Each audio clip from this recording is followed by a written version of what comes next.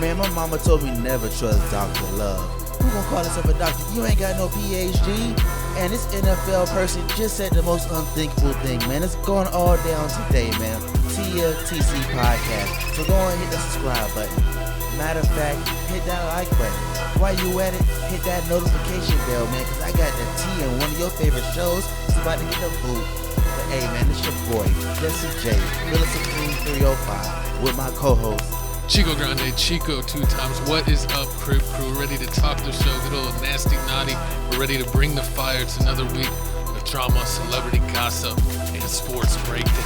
Man, welcome to the show. Exactly, man. I'm ready to drop the tea. I'm ready to get out of the news. I'm ready to get out of facts. It's only here where you get the facts. Ain't no bias.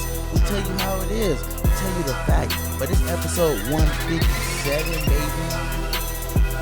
Hey, man. Liking the beat. I know, right? But you know what I didn't like, Coach? What? You said your mom said to stay away from Dr. Love. Why were you seeing Dr. Love? Why are you in the premise of Dr. Love? You were going to Diddy's parties in the 80s? Listen, man. You're going to 80 Diddy parties? It's the reason why. How you think I got this Biggie shirt? You got it for free when you stayed the night. Oh, pause. That was your take-home souvenir. I'll be down, man. Everybody out here getting brown bags full of money, and I get a Biggie shirt? Hey, you should have cashed out like Cassie. Come on, man. At least could have been a Mary J. Blige or Mace. Oh, you got Mace though, right? But let's go ahead. Forgot about that. That's old news. That's 2023.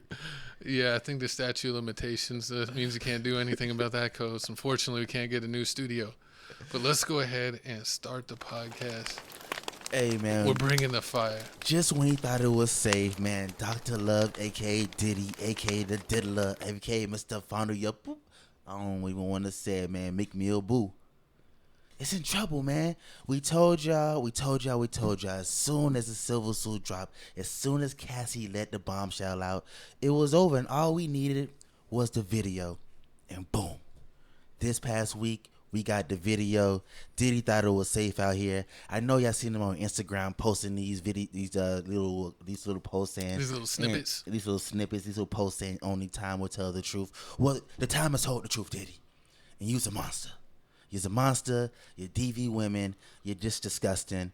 And I mean, how does this get to topic number one? I'm just saying, it's important. It's Diddy. As soon as I seen it's Diddy. It's as important. soon as I seen it happen, and I was like, man, we got to talk about this. I didn't really think it was gonna get that big of a traction. But then once I realized that people don't read, it's number one. You know how it is. People don't read. So if you ain't know, Diddy has been doing unthinkable things ever since he's been in the rap game. I mean, he's did it to Kim Porter. He's did it to Cassie.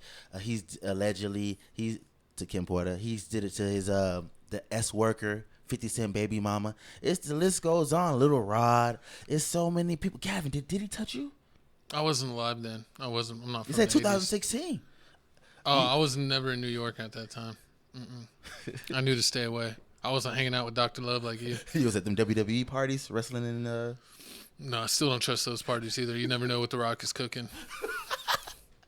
Nah, man, but we got a video right here, man. Cassie's lawyer telling you how disturbing this evidence was, and also 50 Cent giving his 2 cents, and also Cassie, man, Alex saying he knew this was gonna happen. He's standing up for women. I mean, he knew this was happening, or did she just tell him? She told him. Everybody knew Diddy was a monster. She walking around. I mean, they're circling a lot of parts on her, but that's what the bruises was, man. I'm not. You can't listen, man. I don't see him. Listen here. Are you down to women? No. Okay. About to say it, but we got to put my co-host. No, I'm just saying. They can use photos. We use the real photos. I don't know, just put a dot on someone. Yeah, true that. It just could. Because the one on the right that maybe looks like some discoloration, but on the left, it's literally just like a circle on her arm. Yeah, it could have been anything. You know, people, get little. But I want to see. Well, I don't want to see. Excuse me. But whenever he was going off and dropping the people's foot, pretty sure he left a mark. What? I did a professional. He don't leave no marks. Coming from another professional. Pen video. No, I'm just kidding. Hard.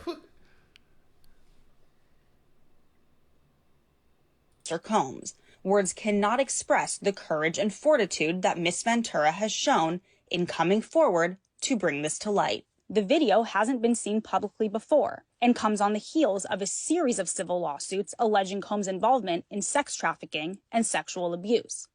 Allegations Combs has repeatedly denied. In a December 2023 statement, Combs responded to the claims in all the lawsuits, saying, "Sickening allegations have been made against me by individuals looking for a quick payday. Let me be absolutely clear. I did not do any of the awful things being alleged." Why you lying? CNN has reached out to representatives for Combs for comment. Stop the violence against women, man. Stop violence against everybody, period, man. I remember when I had to save my co-host from violence. All right, we mean 5 foot baby Jesus? You ain't talking about me. Nah, but I mean, this is just tragic. This is disgusting. I mean, ever since this video dropped, everybody's been talking. Ryan Clark's been going crazy. Stephen A. Smith is comparing this to the Ray Rice situation. Ray Rice was the Baltimore running back. This is a DV situation. Oh. You know, a lot of people's been coming out. Ryan from Black Ink Crew, they've been calling out a lot of people. Also, the people that basically said Cassie was lying, like Slim Thug, Scrappy. I knew she wasn't lying when she got paid on day one. Exactly. I mean, but you know what they said. Diddy lawyer did say that just because he settled that money wasn't an admission of guilt. Just because he paid don't mean he did that. Would you think he was lying? I don't know why you would pay if you didn't do it. Exactly. I mean, but hey, man, Diddy tried to call her bluff. Cassie's been threatening that the civil suit was gonna come out, but Diddy ain't believe it. So you know, she dropped the bombshell, and now Diddy's whole life is in shambles. Everybody's coming after this Diddy. From day one. What? I've never been a Diddy supporter. You like Tupac? Exactly. It's West Coast, baby. Even though Tupac's from New York, and the Outlaws are from New Jersey, but it's still West Coast. Snoop Dogg. But yeah, Diddy's always been bad boy for life. I believe if it wasn't for Diddy, that the Notorious would still be alive. So you think he did that too? You think he did Tupac and Biggie and Kim? Comment down below if he did. If he think I don't know. Kim This Porter. is conspiracy theory, so you know, this is all not true. So don't believe this right now. But I got a scoop here that I think a take, I guess you could say, that I think that Diddy had involvement with Notorious losing his life, because he owned Bad Boy, he owned the record company, and if he didn't have things ironed out, if he passed away, does that mean he gets all the royalties or majority of the royalties from Notorious? Yeah, so if he's like, hey, I know Notorious's catalog already right now, if he passes away tomorrow, is going to make me millions upon $1 million for the rest of my years. But instead of me getting a chunk of the pie, why don't I just murk him and get all of the revenue from his pie for the rest of his life? He could probably even lie to his kids or his family or whoever and give them breadcrumbs when he's really just breaking it in. I mean, yeah, he could have had an insurance policy on Biggie. That could have happened. Yeah, like I'm an insuring my artist. True. My artist passed away. Give me 50. And on top of that, a lot of people who would take that? A lot of people have been saying that Diddy do give out bad record label deals. So I mean, it could have been that. We saw what was it? Was it meeting the band or creating the band? Meeting the band. When the cheesecake situation. I want you to go to Brooklyn. Get that cheesecake. Give me a sugar cookie. A sugar cookie. Ain't nobody eating. That was like on Dave. That was on Dave Chappelle. When he made fun of it. Oh yeah, I remember that. He's like, some Cambodian breast milk. That's horrible. That's horrible. But what do you think the feds have? They said allegedly they got audio, they got visual, they got testimony. They got 250 cameras they allegedly took from Diddy's mansion, from both of his mansions. You know there's some freaky stuff going on. So, they got 250 cameras lying around. I mean, exactly. Especially with everyone having smartphones. Why you needed it in Ultra 4K HD rather than regular HD? True, but do you think the fact that the feds leaked this video, or do you think the feds leaked this video, or somebody else had the video? Because I mean, this is since 2016. This is almost like the Jordan Poole situation. What? Oh yeah, when he got knocked out by Draymond. When he got knocked out by Draymond, and the footage was out 2 days later, and they still don't know to this day who leaked the footage. They know. He'll Steve Kerr. They did their whole internal investigation. The Golden State. It was Steve Kerr. It was Jordan Poole himself. He leaked it himself. And then he got his ass traded. Oh, man. But, I mean, because think about it. I mean, if feds have concrete evidence, I mean, why would you leak this out unless you got bigger things like, oh, yeah, this ain't nothing compared to what we got? I think that they almost want to already take him down in the court of public opinion. Tarnish his reputation. Because now if he does get a court case, everyone's going to already hear about this. So they really, literally won't be able to get, an unbiased witness. Because they're there's literally footage on TMZ that hits all the major news channels, like Entertainment Tonight and Inside Edition and your local news. They're all showing the same footage. True. TMZ showing the same footage. So if he does go to court, even though he can't, it's on beyond the statute of limitations and he can't be charged, and he did settle, so she can't come after him on a personal level, and they can't get the police can't come after him because it's so old. That he's just trying to find a. They use this basically because when he does go to court, that's all they're gonna have. Yeah, true that. Unless that's not all they're gonna have, but that'll be a big thing that they will have as far as trying to put him down. I mean, but if think about it, they have that. Then what's gonna happen is that they may get it over. Diddy may get it overturned. He gonna end up going to jail, just like with the Weinstein dude that we just talked about a couple of days ago. How everything's getting he has the New York charges and the California charges. He getting the New York charges overturned because they was like, oh yeah, it was too much publicity going on about this, like the whole and O.J. then Simpson they thing. actually had non-real witnesses, be in the case as witnesses. They shouldn't have been in the case. Everything was all junked up. I mean, this is already in the news. The Me Too movement was too big, and it was basically persuading the judge. So I mean, Diddy could get off like that. But I mean, I hope he has to sell all his businesses, and he already gave away. I mean, like Vince McMahon. Yeah, man, he can't have nothing. I mean, he still gonna have money. I mean, think about it. He's still gonna have money from all his endeavors over the years, but he ain't gonna be able to make new money like he was. They don't need no new money. You see, I'm still wearing the Biggie merch. People still out here listening to the Mary J. Blige. You didn't buy that; it was given to you. I got other Biggie merch. Oh, I know. You had multiple trips you were there. I was a super fan. You had the season pass. Oh Lord, pause. This ain't Six Flags, and I wasn't riding no rides. You were riding Six Flags. You disgusting.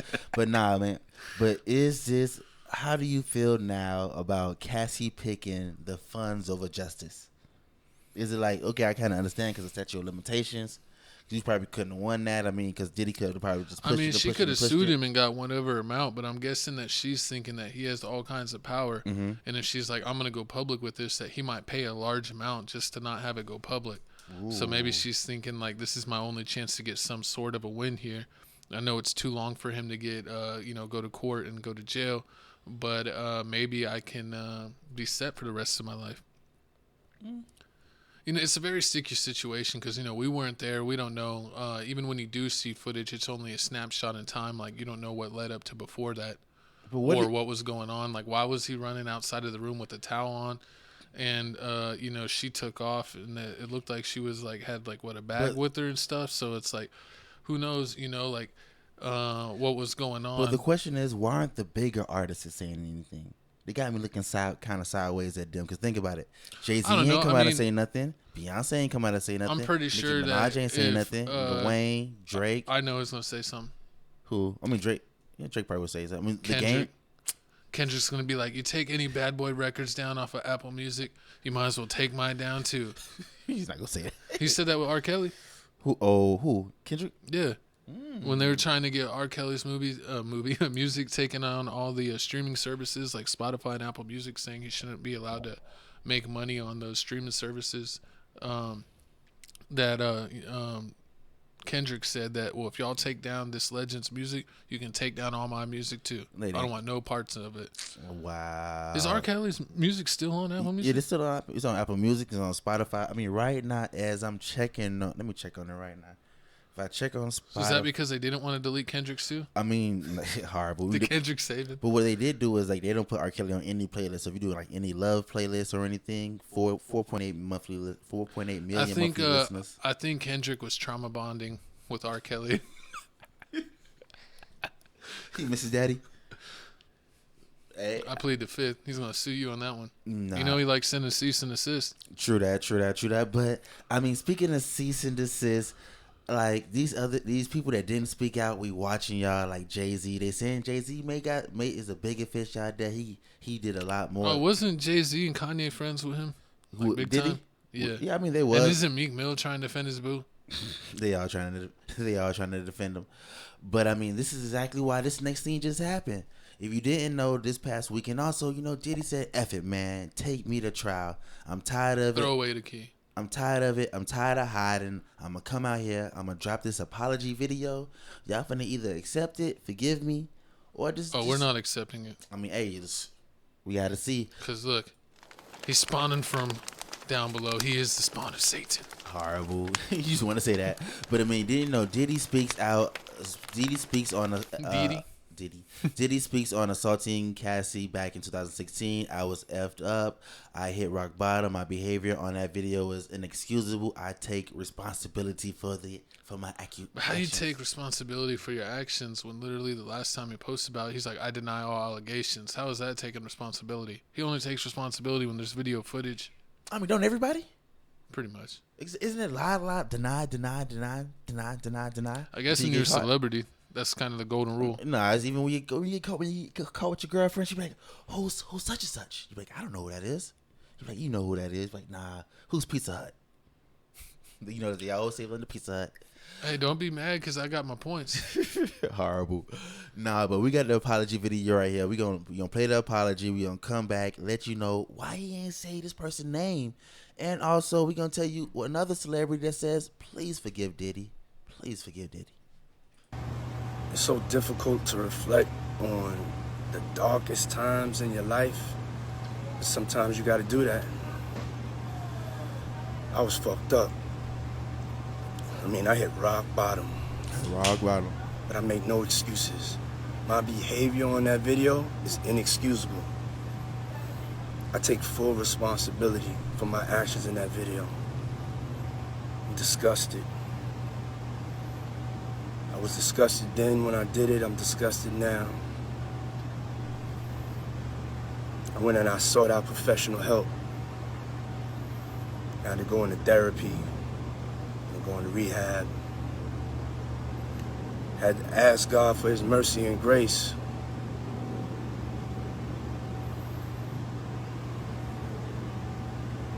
I'm so sorry. But I'm committed to be a better man each and every day. I'm not asking for forgiveness. I'm truly sorry.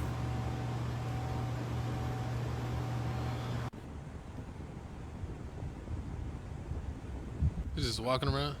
Are you doing all right, man? Everyone's worried about you. Are you okay? Are you all right, man? Appreciate it, man. I hope you're good, man.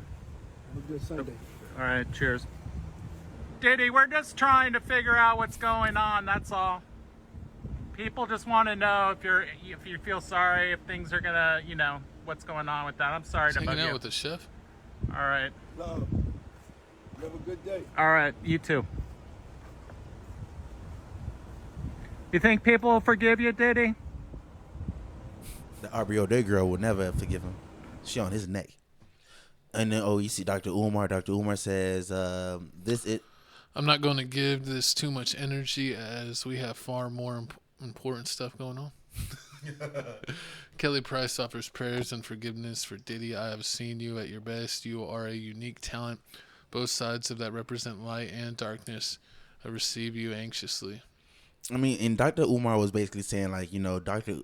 Diddy probably He said this is what you get when you mess with snowbodies. Diddy probably can come back. I mean, Cassie's Miss Black. She's part black. Her mom's black, I think. But no, but Diddy likes all kinds. Yeah, of course, man. But he was basically saying, like, Diddy can probably save face. He can probably come back, do some charity work, do a whole bunch of stuff for domestic violence. Do the same thing Ray Rice was trying to do, build up his reputation. They didn't allow him back in the league. Chris Brown. That's because he got beat up. Bow Wow. You're not allowed to beat up even what about Bow Wow? After you get beat up. What did Bow Wow do? He got beat up by a girl. Oh, what about? See, he did the honorable thing. He didn't strike back. No, horrible. But that's what Chris Brown got to learn. So she's swinging punches. You just got to take them, and at the first chance you can leave the situation, you leave it. Now I'm ready to pod. I'm ready to pod. Now, Gavin. Now this is the question I want to know. How come at first when this situation happened, Cassie video dropped, everybody was mad.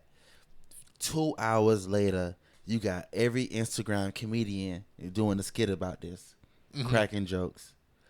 You see people out here already bringing God into it, saying, "Oh, nobody's perfect. God, no sin is bigger than any other sin." You know, I was actually surprised. I thought he was going to get absolutely murdered in his comments. You know how unforgiving any comment section can be on Instagram. And most of the comments were saying, you know, thank you for going therapy. You know, pray and you will see a better day. You know, a bunch of that religious type stuff. And I was like, he must have like an awesome person. Just like every time someone shot him crazy. Like, the worst thing I saw on his comment section was like, we still don't forgive you, Diddy. And it's like, that's really not that bad. You know what? You know who I think he made the moderator? Who? Meek Mill. Because he would be diligent. All right. I mean, you got time on this anti academic on his neck. But, I mean, the thing I don't get is how come everybody mad about this? I know this is a horrible situation, but when Blueface was getting hit in the head with the glass bottle about Krishan Rock, when every other day my co-hosts had to argue me down how he was tired of doing Blueface and Krishan Rock topics. It was ridiculous. Now y'all don't believe in DV? Oh, it's fine when Krishan Rock can beat up on Blueface and it's get millions and millions of views, but if it's in black and white, they would make videos. But since it's in black and white, y'all don't like it. Punched. Is it because it's in black and white? What? Is it because Diddy videos in black and white and Krishan Rock in HD? Because okay. No, people speak about equality, but at the end of the day, no one wants like true, like exact equality. They want equality as far as in certain things that would help them, but they don't want equality on things that would hurt them. I feel you. So you know, it's kind of one of those situations. It's like everybody just want their cake and basically just leave you out there to. Yeah, because you know if a dude gets beat up by a girl, he's most likely gonna get made fun of. Pretty much. You know, even if he did the responsible thing of leaving the situation or not doing anything back and just taking the punches, if he reports it, they're like, "Dude, you're a freaking clown." Mm-hmm. And then if a guy's who's you know, most of the time is way bigger than the girl is being a monster, then they're like, you know, he is the spawn of Satan himself. Which I agree, you know, you shouldn't go down that road. But I should think that there should be some accountability for the other way around. It shouldn't be all jokes and this guy's weak, or he's a snitch because he told on the police that his girl beat him. I mean, some people do like that type of stuff. I remember this one girl I used to talk to. She's always like, "Oh, I heard men like girls that always keep them on their toes, that make them mad. Guys don't want peace. Guys want destruction. So you know, I'm a cause chaos." You gotta watch those toxic women or men. No matter, you know, because we do have men and women viewers. If some people are toxic, man, they like to get in major blow up, screaming contests, maybe even stuff where they're throwing stuff at you, and then they're like, flashbacks. Let's make up and be all kinds of freaky naughty. Freak nasty naughty. True, I mean, unforgivable freak nasty. That's how babies get made. Pretty much. It's always toxicity brings babies, and then the babies come out and they get to see the toxicity, which continues the cycle of toxicity. That's gonna end up like one of our topics we're gonna talk about. Because you know it's unfortunate because you know it should just never be done, man. Because it's keep your hands to yourself. You know, it really does travel generations. You know, unfortunately, if women see that that's something that their mother went through, a lot of times they're more prone to kind of, you know, unfortunately, somehow be in the same situations. I think I saw a statistic on that a couple years back, the very high percentages. But, and remember, we also saw the video with Diddy on Ellen. And he was basically talking about how the Chris Brown Rihanna situation, how they got in a whole DV situation. He gave up one of his mansions so they can stay in and they can basically work it out. And Ellen was like, "Oh, why would you do that?" So you support women beaters and all this stuff? And he's like, "There are two young people that were both famous and they both assaulted each other. So I wanted them to work through it." But Ellen only wanted to focus on Chris Brown. True. You know, which is, you know, that's what I'm saying. You got to show restraint. Because, you know, you can never, you'll always be looked at as a monster. True. Man, like, that's what I'm saying. Understand that, like, Chris Brown was driving and, you know, that's very dangerous to be attacked while you're driving, man. But pull over as quick as you can, throw the car in park, or tell her that she could drive the car. You get out and you call a friend. Because at the end of the day, even if you're trying to be safe in the vehicle, remember Jonathan Majors? I mean, Jonathan Majors had a situation. What was she doing to him? She was smacking him, right? Remember, he was texting allegedly making good to some other girl. She saw it. He tried to take his phone back, and then remember he got the DV charges because he picked her up, threw her in a car, and he tried to snatch his phone back, and he bruised her fingers. Yeah, man, that's what I'm saying. It's just not a good situation. Shoot, It's a lose situation. You can't keep the phone. If you got Find My iPhone app, you can log in on your friend's phone or on a computer and disable the phone. Especially your celebrity, man. You can afford another phone. It's not worth it. True. I mean, and also in this whole situation, I mean, I'm pretty sure more and more stuff is going to come out. I'm pretty sure Diddy did way worse than this. Of course he did way worse. So, I mean, hopefully he has to pay the ultimate cost. Hopefully he spends the rest of his life in jail. You think so? You think it's gonna happen? You can go to jail? I hope so. For you don't like that much? For what? Being rich? Because first off, he's finna go to jail for being rich. If you're clicking the click you claim. Is that the Tupac line? It's from Hit 'Em Up. F the bitch on the click you claim. Rough. Oh God. You came to be a player, but I effed your wife. We bust on bad boys. Those boys bust for life. Disrespectful. But man, comment down below. Do you think Diddy's finna go to jail? Do you think it's more information? You should send him out? to give me a personal jail. And jail? Let me own a personal jail and let Diddy be my only prisoner.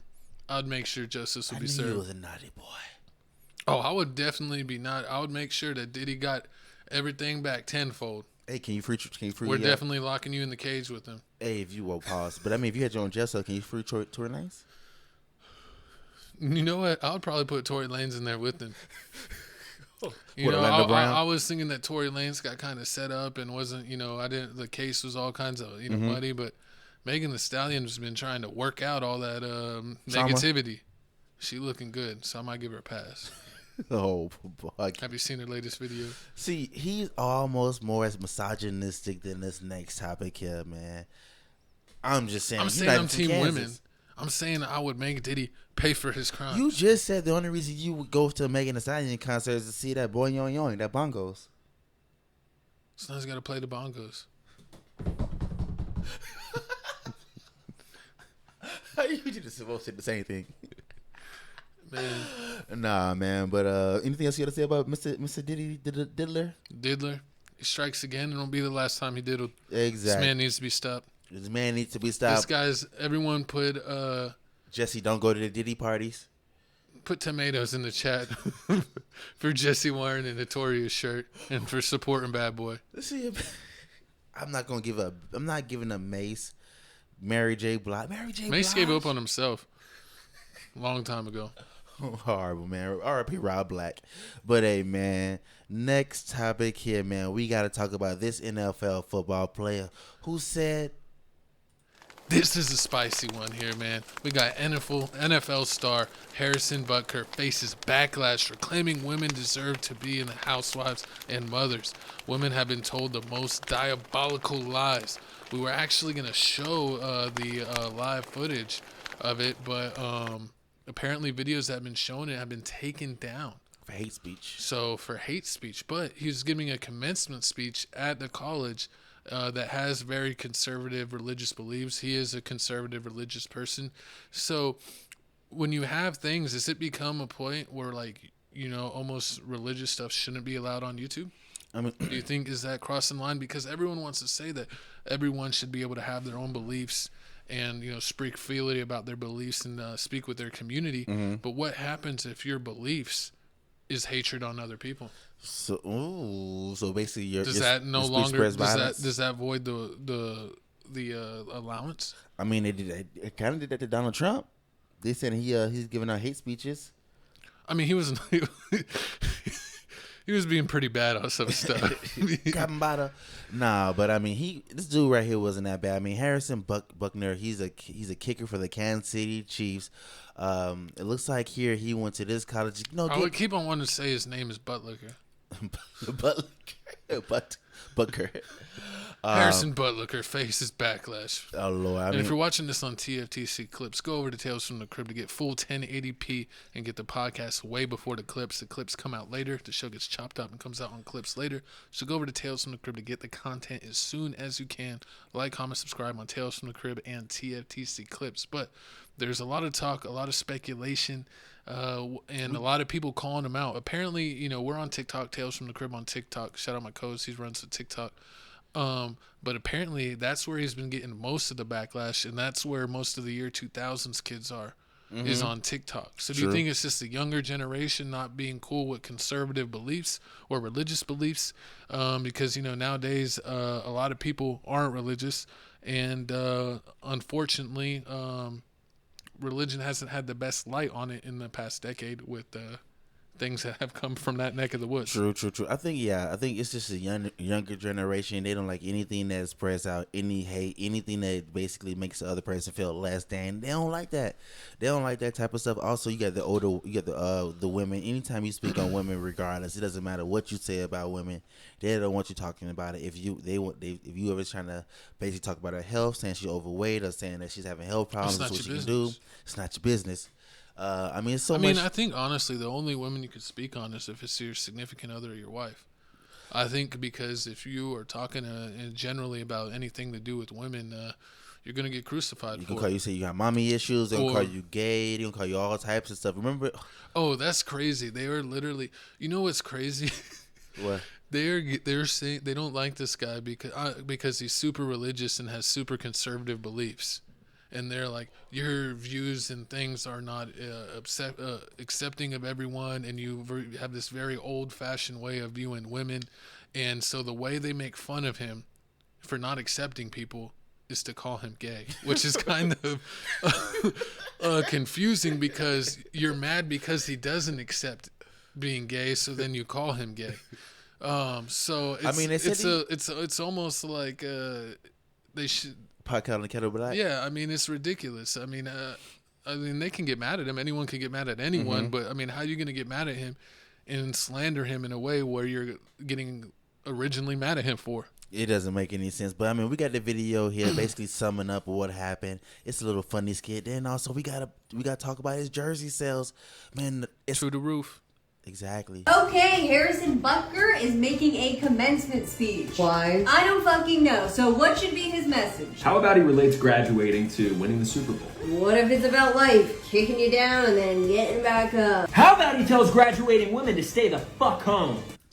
Betty fucking Draper style. I'm not finished. He should also attack LGBTQ rights, IVF, talk politics, and relate old Catholicism to a Taylor Swift lyric. What? Why? Because, Nancy, I'm a 49er fan, and I think we can all agree that the Chiefs have been getting a little too much good press, even though Travis Kelce's rendition of Viva Las Vegas should have thrown his ass in a dirty Vegas jail. Okay, you're not seriously buying this, are you? Rick!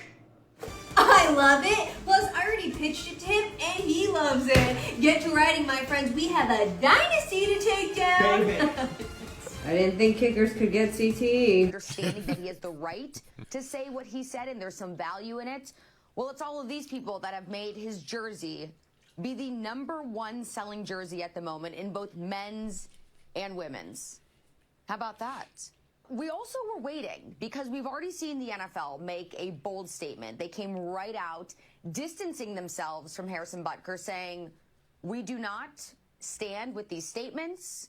We are all about embodying inclusivity, and this is not something that we condone. See, that's not making fun the of him. NFL very quick to make that statement. Everyone, here's a quote. Everyone is taking what I said out of context. All it says that we should go back to a better time, like the 50s and 60s, when men were men and women had more babies than thoughts, when the only Me Too movement was a woman saying she was ready for a 4th child, or a man saying that and a woman agreeing. This dude, at this point, he's a troll.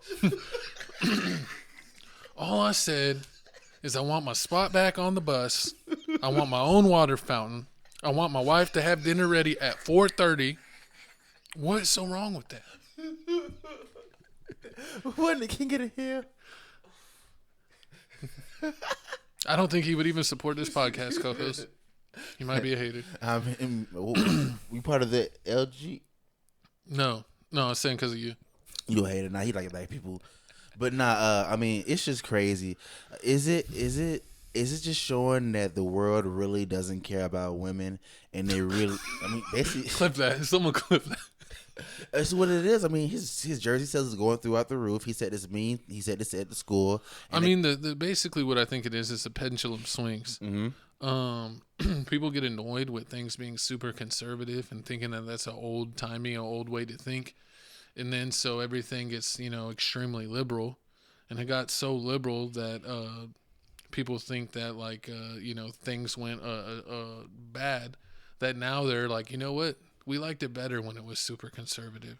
Mm-hmm. I mean, the funny part is about this is the fact that when he said this speech at the school, all the women at the school, they gave him a standing ovation. Nobody booed him.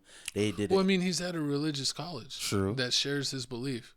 True. And then other people was, and his wife and his daughter came out and spoke out, said they have no problem with this, and everybody was saying like, "Oh, I'm so glad and thankful that Mr. Harrison Butker let his wife get out the kitchen and say these 5 sentences." Butker's completely right. Butker's completely right.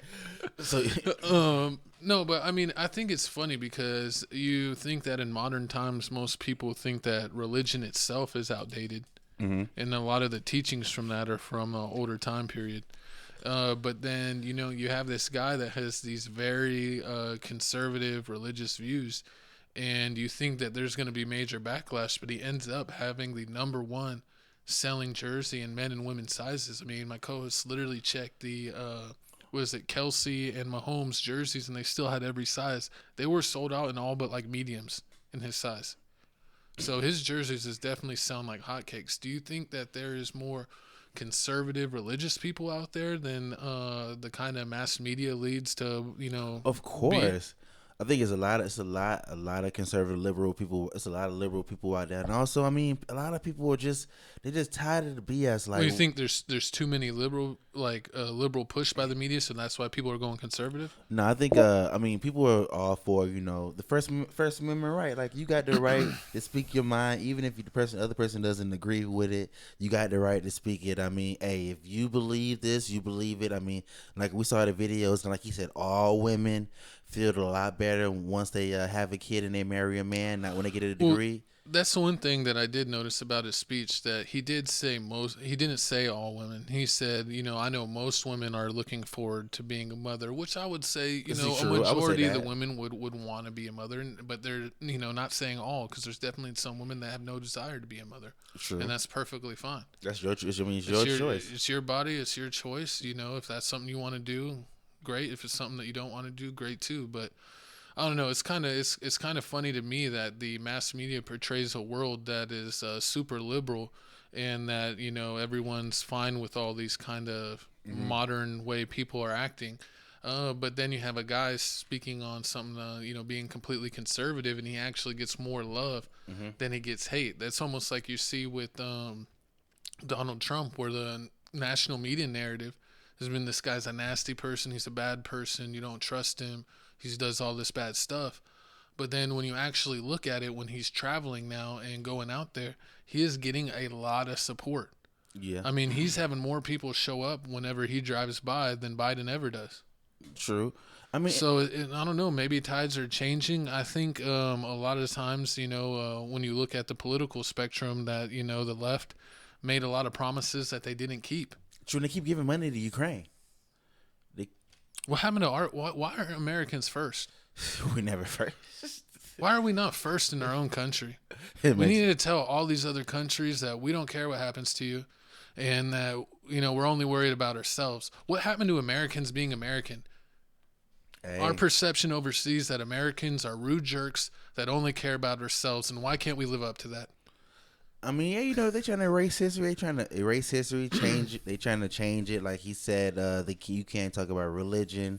They're also removing a lot of things out of the history book, so people don't talk about that anymore. So, I think it's funny, the conversations that we need to have. Which is what? About all of this. Oh, but religion, politics. You know, I mean, like you said earlier, they may need to cut out religion and maybe politics, because they always say like that's two things you should never talk about with other people. Church and state. Yeah, because for some strange reason, like it ends relationships. People don't like it. It always comes down to it, because a lot of times these people are saying that their religious beliefs kind of guide them to their what they're thinking. True. So if it's crazy that if your religion says that this type of people are bad, and you see these type of people getting celebrated, then you're like, maybe that company isn't good. So a lot of companies have to walk a very thin line between being accepted by everyone or overdoing it, where they can be shunned, like Bud Light. And I think a lot of people underestimate the conservative purchasing power. True. Because you've seen that companies that kind of try to cater to everyone too much, that sometimes that they take a financial loss because people reject the way that they're acting. Because it doesn't make any sense, like with the whole Bud Light situation, why they sponsoring the LGBT, like majority of guys drink beer, which doesn't make any sense. Or just like with I just had it in my head. Golly, it was just like Bud Light situation. It's another situation where I forgot. But I think I was literally about to remember it, and then you saying "forgot" made me forget. Because there has been a bunch of situations where things have gone one way or the other based off how companies act. I think. Oh yeah. Sports Illustrated swimsuit. And Playboy. As soon as Hugh Hefner died, Cardi B went up. Like Cardi B ended up doing the next magazine, and she put it on. She put some other type of people on there. Then on top of that, Sports Illustrated out here showing grandmas. Then on top of that, they showing all these big people. They trying to put body positivity on people and all that stuff. But at the same time, you got Lizzo out here fat shaming people, still saying you can't go to the bathroom and you chubby. And then you got Megan Thee Stallion out here fat shaming her stylist, saying he can't be eating, he eat too much. So it's a lot of things. Stylist, people don't style himself. He ain't the famous one. I mean, hey, or she, whoever it is. But I mean, it just doesn't make any sense. Like, I mean, people with religion, I really feel like nobody really understands the full religion. They just understand the book that they give you in church, and half the people barely read that unless it's in the song. So I mean, we got to see. I mean, and what? I don't know. It's just the whole thing's the kind religion. Well, I mean, religion. I think it's that it definitely is to help and can guide you in life. But I think if people paid more attention to their kids than to anything else, I mean, because like you can get into anything too much if you're focusing on being too religious, or you're focusing too much on work, or you're focusing too much on sports. Like, your job is to be a parent. True. Be a parent, take care of your kid. I mean, he said it there. I mean, the most honorable. He loves his wife's job. He loves everything his wife does. He said that she basically runs everything in the house. So he goes by her. If he had to quit his job, for his family, he would. So I mean, he's basically standing on everything he says. But I really don't see anything wrong with it. I say there's nothing wrong with Butker said. In his situation, he's religious, and he was speaking at a religious college, so I don't really find any issue there. If he was just talking randomly on a ESPN interview, shaming people that his religion doesn't like and stuff, that's one thing. But people say he's also an employee of the NFL, so he represents. But again, this is his religion at that university that is the same religion. So I don't really see. And I don't get it. Like, what everybody? I thought it was in the soft girl era. Like, the girls were like, "Oh, I want to be in my soft girl era. I want to find a man that's gonna pay 100% of the bills, and I can just do what? Take care of the house, do all this other stuff." What's funny is that's actually what most women want. They want a conservative viewpoint where the man takes care of everything and they're a stay-at-home mom. And they take care of everything, and they can live their soft woman era and be like LeBron James, Savannah James' wife. Like, oh, look at Savannah James' wife. She can live her full. I mean, yeah, look at LeBron James' wife. She can live her full soft girl era. Look at Serena Williams. Look at all these women. I'm like, but like, I don't get it. But you don't like the word submission. And like, you want to work, but then you see that like a lot of women, the depression on women is skyrocketing. It just doesn't make the vacations prices going up. You see Jamaica's prices going up. All this other. Every time you turn around, a girl's going out of town to go on vacation because they need a time off from work. So I mean, it doesn't look like a lot of people want to work. Shit, I don't even want to work. So if I had it the other way around, I wouldn't work. But I mean, like, I gotta work. If there was a religion where girls were the breadwinners and you were stay-at-home dad, you're like, I'll sign up for that. It's just a bitch ass nigga. You know what? I actually feel sympathize. Not sympathize. I always wish that I was one of those guys. Like, how come I'm ever this lucky? How come I'm always with the girls when they don't want to cash out? They do the living on the couch, not working. All he do is wake up in the morning, play the game, go to sleep. Tell his wife he did like 2 job applications that day. It's been like 10 hours. And then, all right, baby. Oh, like when a girl's like a doctor and like marries some random dude. Even when she's a regular job, she have a regular job. Oh, you see these dudes that don't got no job, like Hollywood. You remember him? Oh. But all the girls mess with him. He ain't no job application, no nothing. He was a stay-at-home dad with no kids. Basically. And it's like, okay. So I'm like, how come I never get this lucky? Every time I want a girl, I want to go to Ruth Chris. I want to go to Papa Do's. I don't got Papa Do's money. I don't. You think I'm an NBA player? Exactly, man. Let's go to Apple. Let's go. But also, it's Wendy's. so funny that all these TikTok people want to make fun of this kid.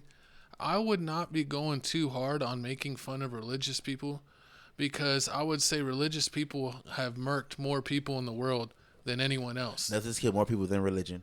Yeah, and I'm talking all religion. I'm not singling out this guy's religion or any of them. More deaths have been a result of what is it? Religion and raw way to NBA YoungBoy music. No. I hate depression music. No.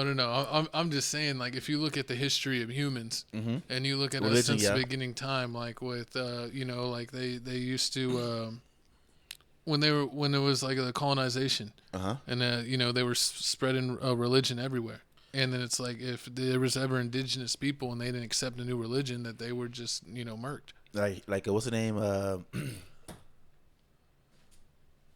Saddam Hussein? Hitler, fool. No, he wasn't. He just hated a certain group of people. He didn't hate a religion. I mean, like, no, not like a religion. I mean, like, not like religion. Like, if you don't like that certain group of people, you just get rid of them. It's unfortunate. That's what's happened a lot with religion. That there's been religious battles since the beginning of time, and I don't see it ever ending. So just don't get on the religious people's bad sides, and they should leave you alone. I mean, yeah, you don't. I mean, hey, it's comment down below how you feel about this situation. Is this dude? Is Harrison fine? He's at a Catholic school. He's speaking his mind. Like he said, this is the second time doing the speech. He did the speech at his old school, Georgia Tech. Now he's doing one here.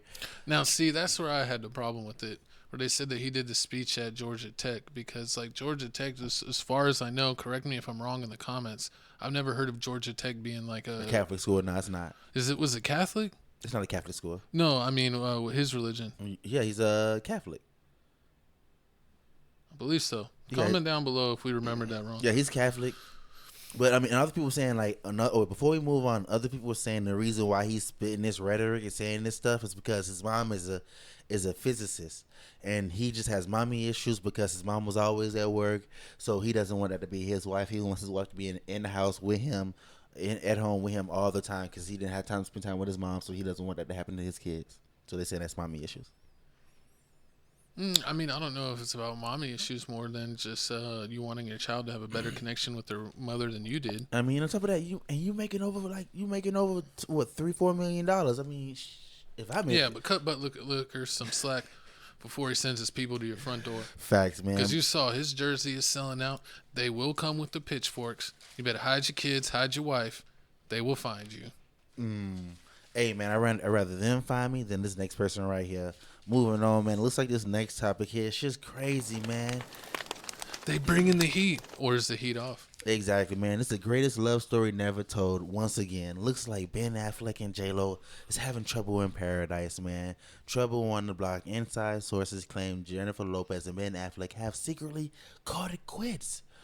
Ben already moved out. He lives 20 minutes away from J-Lo. There's no way it could have lasted. Also, it looks like here J-Lo's out here liking old relationship posts saying you can't build a healthy relationship with someone who, and it gives a list of stuff, and that post was back in March or February, and she liked it now. So I mean, people were saying that they're making the collection. Bennifer ain't making it. They not making it. I mean, if you didn't know, I give you the rundown. Well, I don't understand why they would get married and do again, man. I mean, you never spent the block on your old shawty. You don't got a favorite person, a favorite ex coming down below. Y'all had one to a favorite ex that you wouldn't spin the block for. Nah, you got none of your exes you'll never spin the block for, even like 10 years from now, whatever. Not for McChicken. No, that was a McChicken turd sandwich. Oh God, okay. You can't. Oh, no. You don't need to mention no names. I can't think of no other ones. No, we're not doing that right now. I only said that one because it was a food, so they probably wouldn't know who that one is. Yeah, no one knows who that is except for your 6 pound 7 ounce baby Jesus. Exactly. Shout out Jesus. Exactly. So I spend a block on my ex. I do that, but then I always know that I always told myself, if you spend a block on your ex, don't go back with your ex thinking they're gonna be the same person they was when you last met them. Because I mean, time passes, people change, they're a completely different person. So you're dating a whole new person. What you finna say? Nah, man. Like I'm kind of done. Like if I'm done with somebody and some years go by, like it. Now it's one thing if it was like never a real relationship. Like maybe you were just like fooling around, friends with benefits. Yeah, something like that, and then you Sneaky run link. into them later on, and like they're like, "Hey, how are you doing?" "Oh, I'm single. You're single." Like, all right, that's cool. But someone that's like, you were dating like 6 months, a year, and then it's like that don't work out, and then they try to hit you up a few years later. Like, nah. I mean, hey, you went out and tried to sample the block. And now that you've seen that the sampler pattern was trash, you're trying to come back. Okay, what about what if they come back with kids? You accepting that? How many kids can they? Honestly, man, guys that decide to be the dad that stepped up. So the dad that stepped up. That's what you call it? Instead of a stepdad, you're the dad that stepped up. Yeah. That guys that do that, salute to them, because that's a lot of responsibility. It's a lot of responsibility without any security. Because, especially if you build a bond with the child and then the woman decides that it ain't working out, then you don't have any onus to keep that relationship that you build up. So that's very tough. So, I mean, honestly, like if I'm dating a woman that has a kid, I want to keep it at one.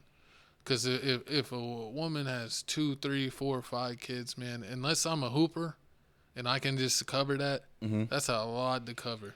It is a lot to cover. Because they say to raise a child now, it's like 1.5 million if you go from like 0 to 18, and with the economy nowadays, we've seen it where they even extend insurance coverage for college students. Like they can have it till they're like 26. So most people ain't taking care of their kids 1 through 18. I mean they're going above and beyond, and so it's gonna be expensive. And you got a whole slew of kids, and you just started. True. That's tough, man.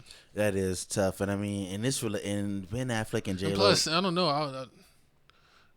It's just got to be some extenuating circumstances, because it's like if you're with the wrong person and you have 4 kids with them, it's like you're kind of like, why are you having that many kids with the wrong person? Unless it was like out of the blue and something crazy happened. I mean, Jennifer Garner and Ben Affleck had 3 kids together. Should have kept her. I mean, a lot of people are saying that he's still in love with her because she went through his whole little alcohol problem. Because if you didn't know, Ben Affleck I would have stayed with Jennifer Gardner. If he would stay with Jennifer Gardner, she was more private than J-Lo. Oh yeah, they met on Daredevil. Yeah. So I mean, J-Lo. She had a nice suit in Daredevil. J-Lo and Jennifer Gardner are 2 completely different people. Jennifer Gardner, she likes things private. They had a private ceremony. Yeah, she doesn't really do movies no more, man. Like what happened? She had that one movie. Like was it like 13 going on 30? Yeah. She was in Daredevil and a handful of other stuff. But she's a mom. She's doing the thing that Harrison said. Jesus. It all goes back to Jesus. And then I mean, J-Lo's completely different. You know, she lives her life in the limelight. That's one thing that Ben said he had to get over, because he said, I mean, it's picture it like this: why would you go with a captain and be like, I hate being in the water? What's the point? So he has to get over, you know, Jennifer Lopez always putting the love life in the spotlight, even though he hates She's it. a diva, man. And the thing is, if you are a celebrity but a low-key celebrity, and you end up getting married to a diva, you ain't gonna be low-key no more, dog. You gotta know that. That's like Nick Cannon dating Mariah Carey and be like, I don't understand why she's like a jerk and demanding. She's a freaking diva, dog. Like, what do you expect? You expect her to be like serving you? That's when you date 10s. 9s and 10s, you don't date them. They all divas. They're all headaches. But I mean, hey, if you didn't know, I mean, Ben Affleck and J-Lo, they once dated in 2001. They got engaged in 2002. Then they split in 2004, which is crazy. They're already walking around making excuses. Jennifer Lopez went to the Met Gala without Ben Affleck. Ben Affleck said he was filming The Accountant too. So that's what he still did. doing accountant movies. Yeah, basically. Is that a good movie? Nah, it's like a if Jason Bourne, when he was jumping across the roof, like if he fell off the roof and then still decided to be an assassin. He's like a handicap assassin. Okay, and then move. And how do you feel about love letter? If you ever wrote your girl, okay, how do you feel about your girlfriend, the ex-girlfriend, reading out the mushy text messages that you send her to her friend? Is that below? I mean, that ain't cool. If you send a private message to someone, like you usually don't want them to share it. It's like one thing if it was like an anniversary and you wrote like this thing and got it laminated. And then she wants to show her friends that or something like that. But if it was love letters, yeah, if it's something like super personal, that doesn't need to be shared. But you know, girls share everything, man. They don't be caring. They don't, especially I mean, I just want to know, why does J-Lo need so much attention? Like, she's a diva status. Oh man, but she's the closest. She was, you know, she was a diva from day one. I mean, she was Selena's. True. But I mean, we got a video. Anything for Selena's. All right, we got a video right here, basically, you know, talking about the situation. Then we gonna come back and tell you who J-Lo may be going with next once she leaves Ben. Keegan-Michael Key. Frankly, this is the latest evidence. We have not seen them together, photographed together in public since March when they were in New York City, I think apartment hunting at the time. And since then, they've been at a ton of public events. But not together. The Tom Brady roast for Ben Affleck, Jennifer Lopez at the Met Gala recently, in each occasion separate. And just earlier this week, we saw Jennifer Lopez house hunting with like a friend of hers or some assistant or something. But again, noticeably, Ben Affleck was absent from there too. So it seems like there's some smoke here, and it does appear that something's going on. Man, that's crazy, like fighting with your girl and getting stalked because they want to see how mad you are. True. I mean, they everywhere you go, they're taking pictures of you. They get this other, it's another video where Ben Affleck almost ran over the paparazzi. And you see Kanye West always fighting the paparazzi, man. They always in your face when you're rich and famous. That's why I wouldn't live in California, man. So you can slap. No, I wouldn't. So, I mean, TMZ and everything gonna be out there. They out there every day. But they're saying, a lot of people are saying that this is staged. Even though they haven't been together in a while, they haven't been together in a couple of weeks. They finally been spotted together this past weekend. J-Lo. I mean, just like anybody, they could be going through a rough patch. True. I mean, they could. I mean, they do say, and Ben Affleck does say he likes fighting. He doesn't mind fighting for his love. He's been fighting for his love a lot. He doesn't mind that. I mean, and also, I mean, he always does. He's fighting for Jenny from the block. Yeah, I mean, but I don't know. I mean, some people are saying like they don't want to get a divorce because, I mean, this is gonna be Ben's second divorce, and then you already know J-Lo's been through her situation. They don't want to put the kids through this because she was with Diddy and then Mark Anthony, right? Exactly. Speaking of Diddy, some people were saying that J-Lo, since this whole Diddy situation is going on, what's her comments? Diddy situation is going on. They've also been talking about the whole Shrine situation where the whole nightclub shooting. The lady that got shot is saying that she wants to pull the bullet fragment out of her body and get it scanned so that they can test to see if J-Lo and Diddy were tested for gun residue. Because I mean, I don't think they were tested for gun residue, and that's the thing. If she had a fragment and they pull out the fragment, it ain't gonna have like fingerprints on it. Like, it doesn't work like that. I mean, hey. The only thing that they could see is that they could maybe get the riflings on it and see if it matches the gun. Yeah, that's what see that. But I mean, what if they do that and it matches the gun that Shine had, and then it'd be you did all that for nothing. But I mean, it can go. Sean Kingston. Would you be surprised if J-Lo ended back up with Diddy? She ain't going back, man. She's a diva. She ain't gonna do that media suicide. Wait, do you think Diddy was beating on J-Lo? Is that why she left? Nah, I think that she was a diva, and he was like, "That's a no-fly zone." Like, and he humbled her probably, and she wasn't going for that. I think that's like what happened with Mariah Carey too. Nick Cannon probably said, "Hey, like, cut that stuff out, man. Like, you're doing too much." She was like, "Oh, I'm doing too much. I'm doing too much. Be gone." She left. I mean, hey, go ahead and go on America's Got Talent because you ain't got none, Nick. Horrible, man. Shut up and make some drums. Disrespectful, but I mean, we gonna keep you up to date with this whole J-Lo and Ben situation. I mean, they may get back. No, we're not. We may get back to. I mean, this is the second time we talked about J-Lo. We talked about J-Lo. That's because of you, man. That's because you love her. Of course. You said she got buns of steals, and you would wish that it was I was your mad pillow. about that. J-Lo don't got no butt. It was all angles. She ain't got. It's the pants. She was saying her hips do lie, that she's not no Shakira. Facts. Straight lies. Shakira got buns. She on that Donald Trump. But speaking on that Donald Trump, man, we got a Hollywood star who's on fire.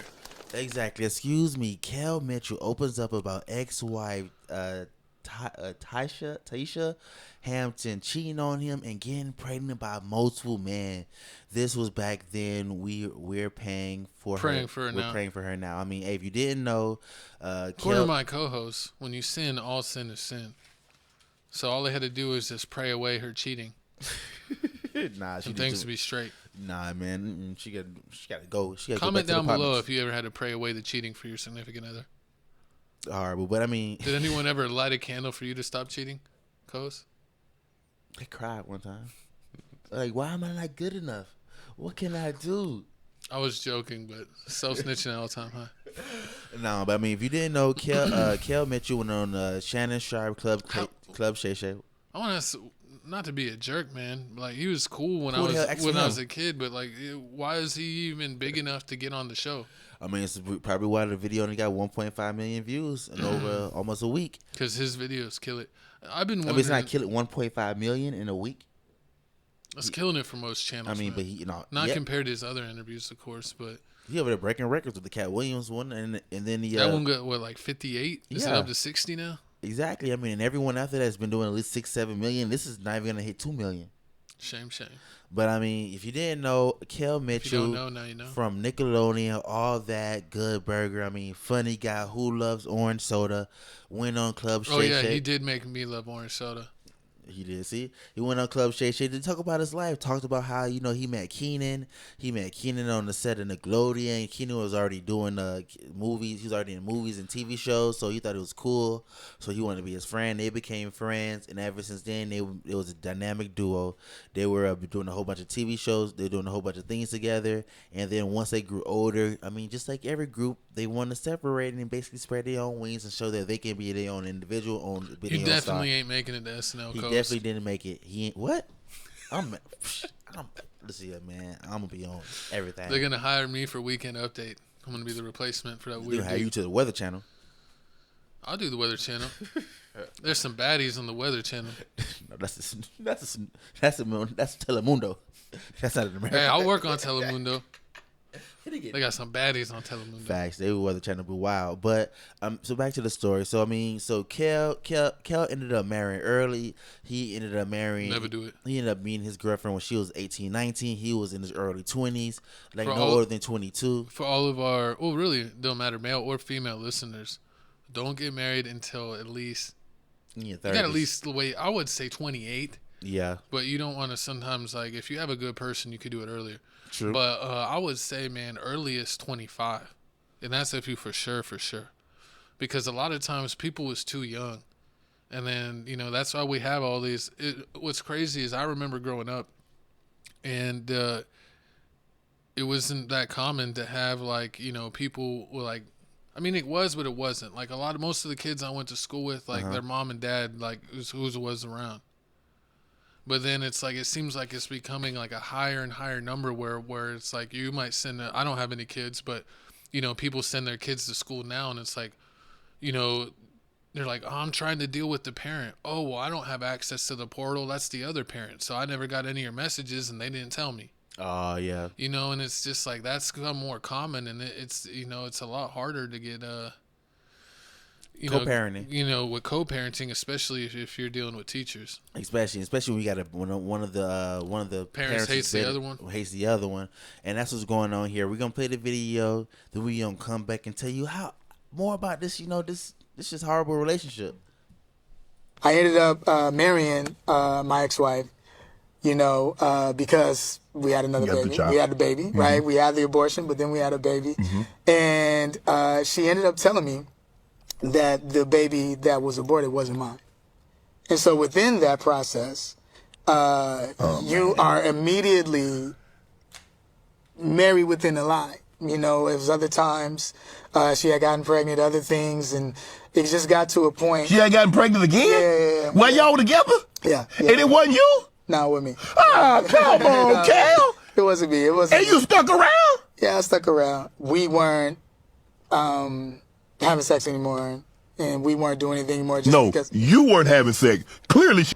So, Kel, who is this person that was pregnant? Because it was not me. Like, who was this? And then other thing is, like, how do you remember all these pregnancies, but you don't remember your kids for, like, years? Like, I don't even know, 13, I don't know, 14. And then how do you remember all these pregnancies, but you don't remember Nick, you know, in my cheerleading outfit, right? Like... Nick Cannon? How do you, like, how does your memory work exactly? Because you remember lots of things about me from a long time ago, and it just, it's kind of odd, like, how your memory works. Like, you don't remember, I don't know, do you remember your daughter in a car accident? Do you remember your son losing his tooth? Do you remember taking your kids' money? Do you remember being completely... She said, hey, I'm going to make your life a living hell. I don't want you need to stay. That was the thing. And after, even through the process of everything that we had gone through. And she still wanted you to stay? Yeah, she went so far as to change the kids' names. She alienated me from my children. Yeah, we have baby fathers and that don't want. So it looks like we got an update. It says Kel Mitchel's daughter says she's disappointed that he lied on her and her mother during his Club Shay Shay interview. You got my brother and I tested to see if we were yours while the stepdad took over the role you let go. It says, Dad, I honestly don't understand why you keep putting this out here when I've told you how men... I don't know how men I have been. I guess you're saying how men have been contacting me and calling me a S word because of my mother. I am your daughter. As a woman, I'm so disappointed in you. I'd choose a bear over a man. Apparently he didn't. His daughter. He wasn't there enough for his daughter to get hooked on phonics. Because that sentence didn't really make sense. Told you how men I have been contacting how men have been.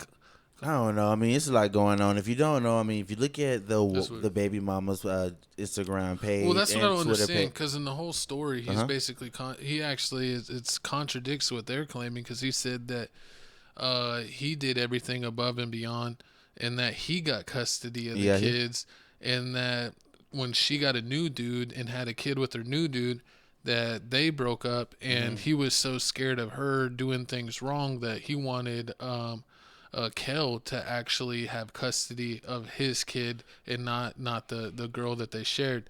So I don't know, man. It's almost like we need an investigation here. Who's telling truths? Who's telling lies? They're both telling the truth. Because with Kel, he's allegedly was paying a lot of child support, and they want even back child support.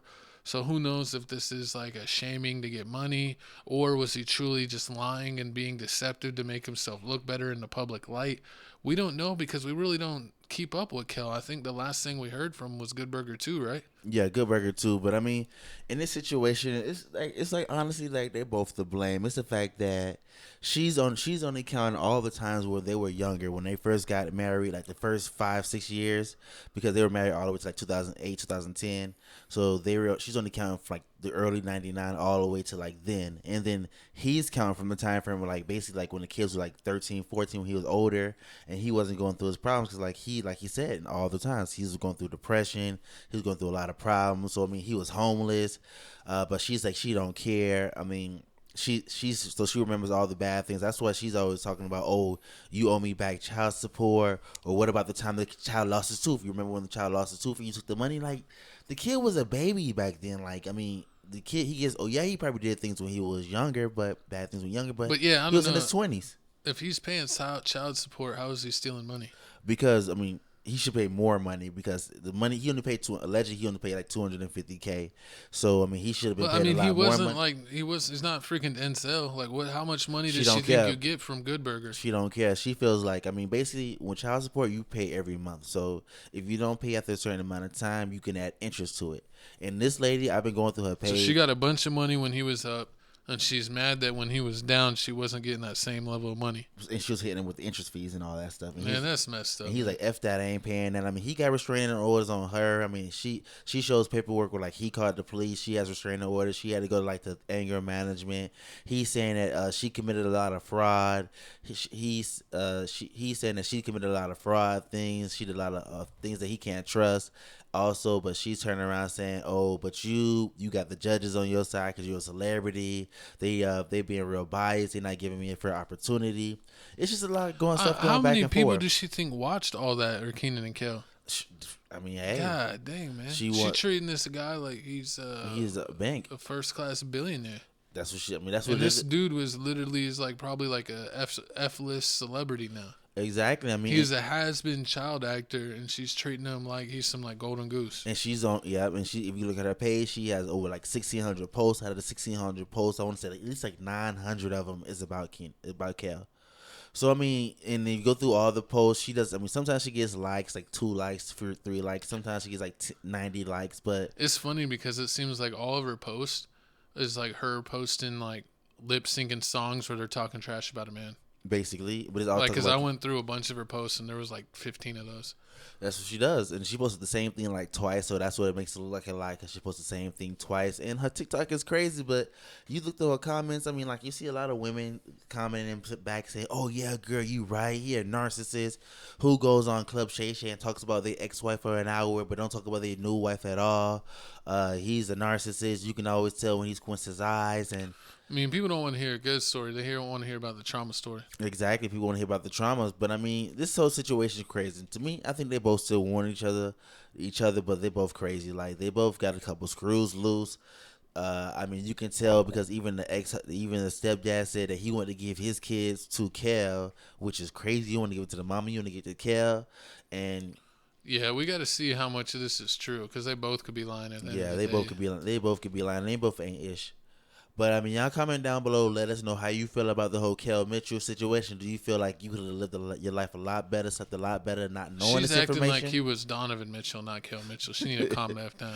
He owes me $3 million. That's all she posted. He owes me $3 million. And she's quick to go to the court system. She knows the law inside. Like, she always going on a lot of like, oh, yeah, you stopping my constitutional rights. You doing this, you doing that. I mean, it's just a lot going on, but I mean, we're going to keep y'all posted like my code said, but I'm ready for couch announcements, man. I need to throw you on the couch. Play the beat.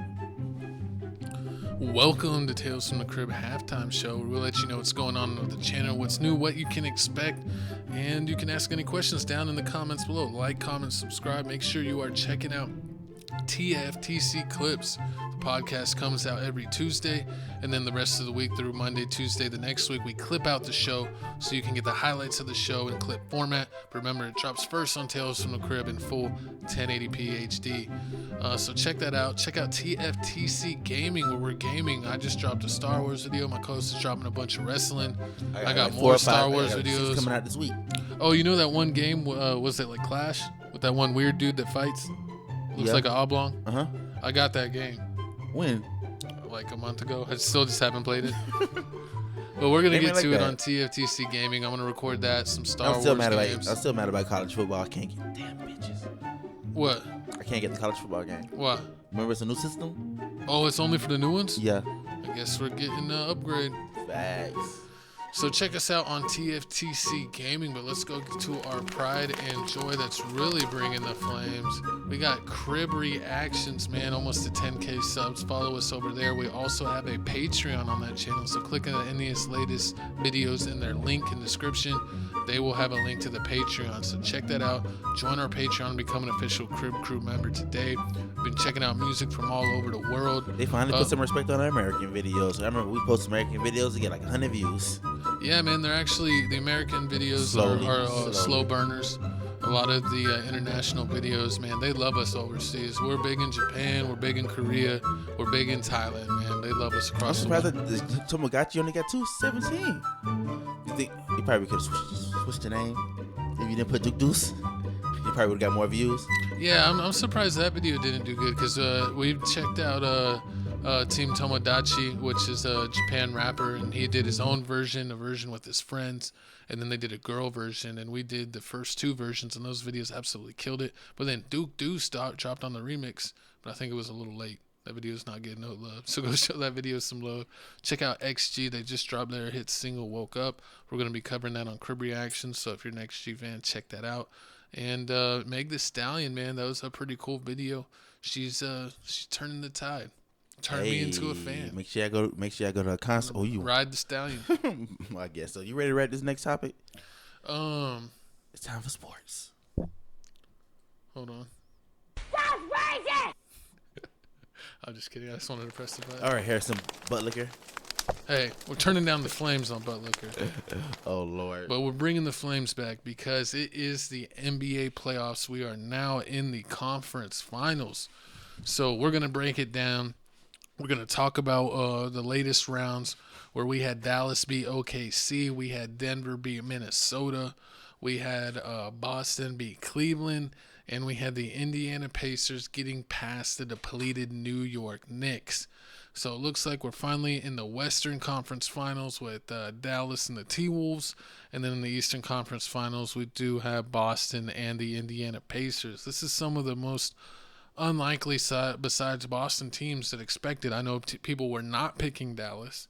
They were not picking Minnesota, especially at the beginning of the year to make the conference finals. And in the East, absolutely no one, and I say no one, was picking the Indiana Pacers to get that far. We got the Eastern and Western Conference schedule on the left-hand side. And they are doing game after game. You could see, look, Tuesday, Wednesday, Thursday, Friday. They are literally alternating, so there is a game every single day starting when this drops. This podcast is going to drop on the 21st. And the first game, Pacers Boston game 1 will be 8 Eastern, 7 Central. And then the next day we got Dallas on the road and going to Minnesota. And that'll be at 8:30 p.m. Eastern, 7:30 Central. So let's go ahead and start it off. We're going to start off with the easy conference, the conference where you basically could get by without even trying. Unfortunately, the Eastern Conference is full of bumps and injuries, and it looks like the Boston Celtics went ahead and routed the Cleveland Cavaliers 4-1, just like they did the Heat. And in both of those series, both teams had a lot of injuries. So, Coase, we're going to go through each series. What do you think about Boston getting to the conference finals? Do you think they had an easy road beating an injury-depleted Heat and an injury-depleted Cavs team that's missing 2 starters to get to the conference finals? Do you feel like that's like Boston always kind of cheats like that? I mean, honestly, this is the first time you really didn't hear much about Boston. Because, I mean, usually every time you hear about Boston, you always hear about them, how they always facilitate the ball. They always pass the ball. They always pass the ball, facilitate the ball to everybody. But with now they had Jason Tatum and what's the other dude's name? Brown. And Brown. I mean, it's looking like it's Jaylen Brown. It's looking like it's real easy for him. I mean, even though they lost Porzingis, I want to give him. I want to be like, oh yeah, it's a little hard, but they lost Porzingis. I mean, he got Robin Williams. I'm not Robin Williams. They got Al Horford behind. I mean, they got Holiday. Holiday's nice. They actually just re-signed him to like a $3 million extension. Yeah, he's nice, but I mean, they just don't. I mean, Porzingis ain't there, so I want to say no, but they play some lucky people. I mean, Bam Adebayo in the Heat, Jimmy wasn't there. They got lucky. They got lucky that series. Then with these whole Donovan Mitchell and Jared Allen and Gardner. I mean. That they want Garland. They want Garland. They want Donovan Mitchell out of there. I don't see him staying there much longer. So I automatically knew that wasn't gonna work because they're not gonna win the ship. And it's rumors about him being traded to the Lakers or somewhere else. Yeah, unfortunately, Donovan Mitchell, Spider Mitchell, wears out his welcome wherever he's been. He kind of rubs some people the wrong way in Utah, where they got him out of town, and only a couple of seasons in Cleveland, they're already ready to get him out. I mean, rumors, and this is rumors, so we don't take that with a grain of salt.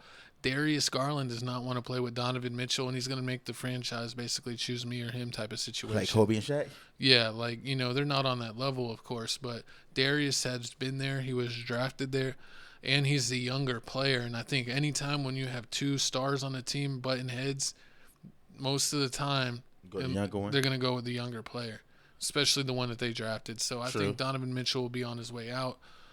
He has rumors to the Lakers and other teams. I think the Lakers would be death at us trading for a small guard. They don't need another small guard, so they should avoid him like the plague. I think any contending team should avoid Donovan Mitchell. He's just not that guy. Gonna get Ingram. So, yeah, I think the Celtics had the easiest road to get to the conference finals. They missed Porzingis, but they still have Al Horford, who was their starter from years before, so they're really not missing anything. And it's so crazy that Boston gets such a cakewalk every year to the conference finals, but they either lose in the conference finals or lose in the NBA finals. They remind me of the old Detroit Pistons with Tayshaun Prince and Rasheed Wallace. I know they did break through and win the championship one time, but it was like over 9 years. They were in the conference finals 9 years in a row. They broke through twice and they won one, lost one. So the Celtics have already lost one, so we'll see if they break through to the finals again and finally win one. I hope not.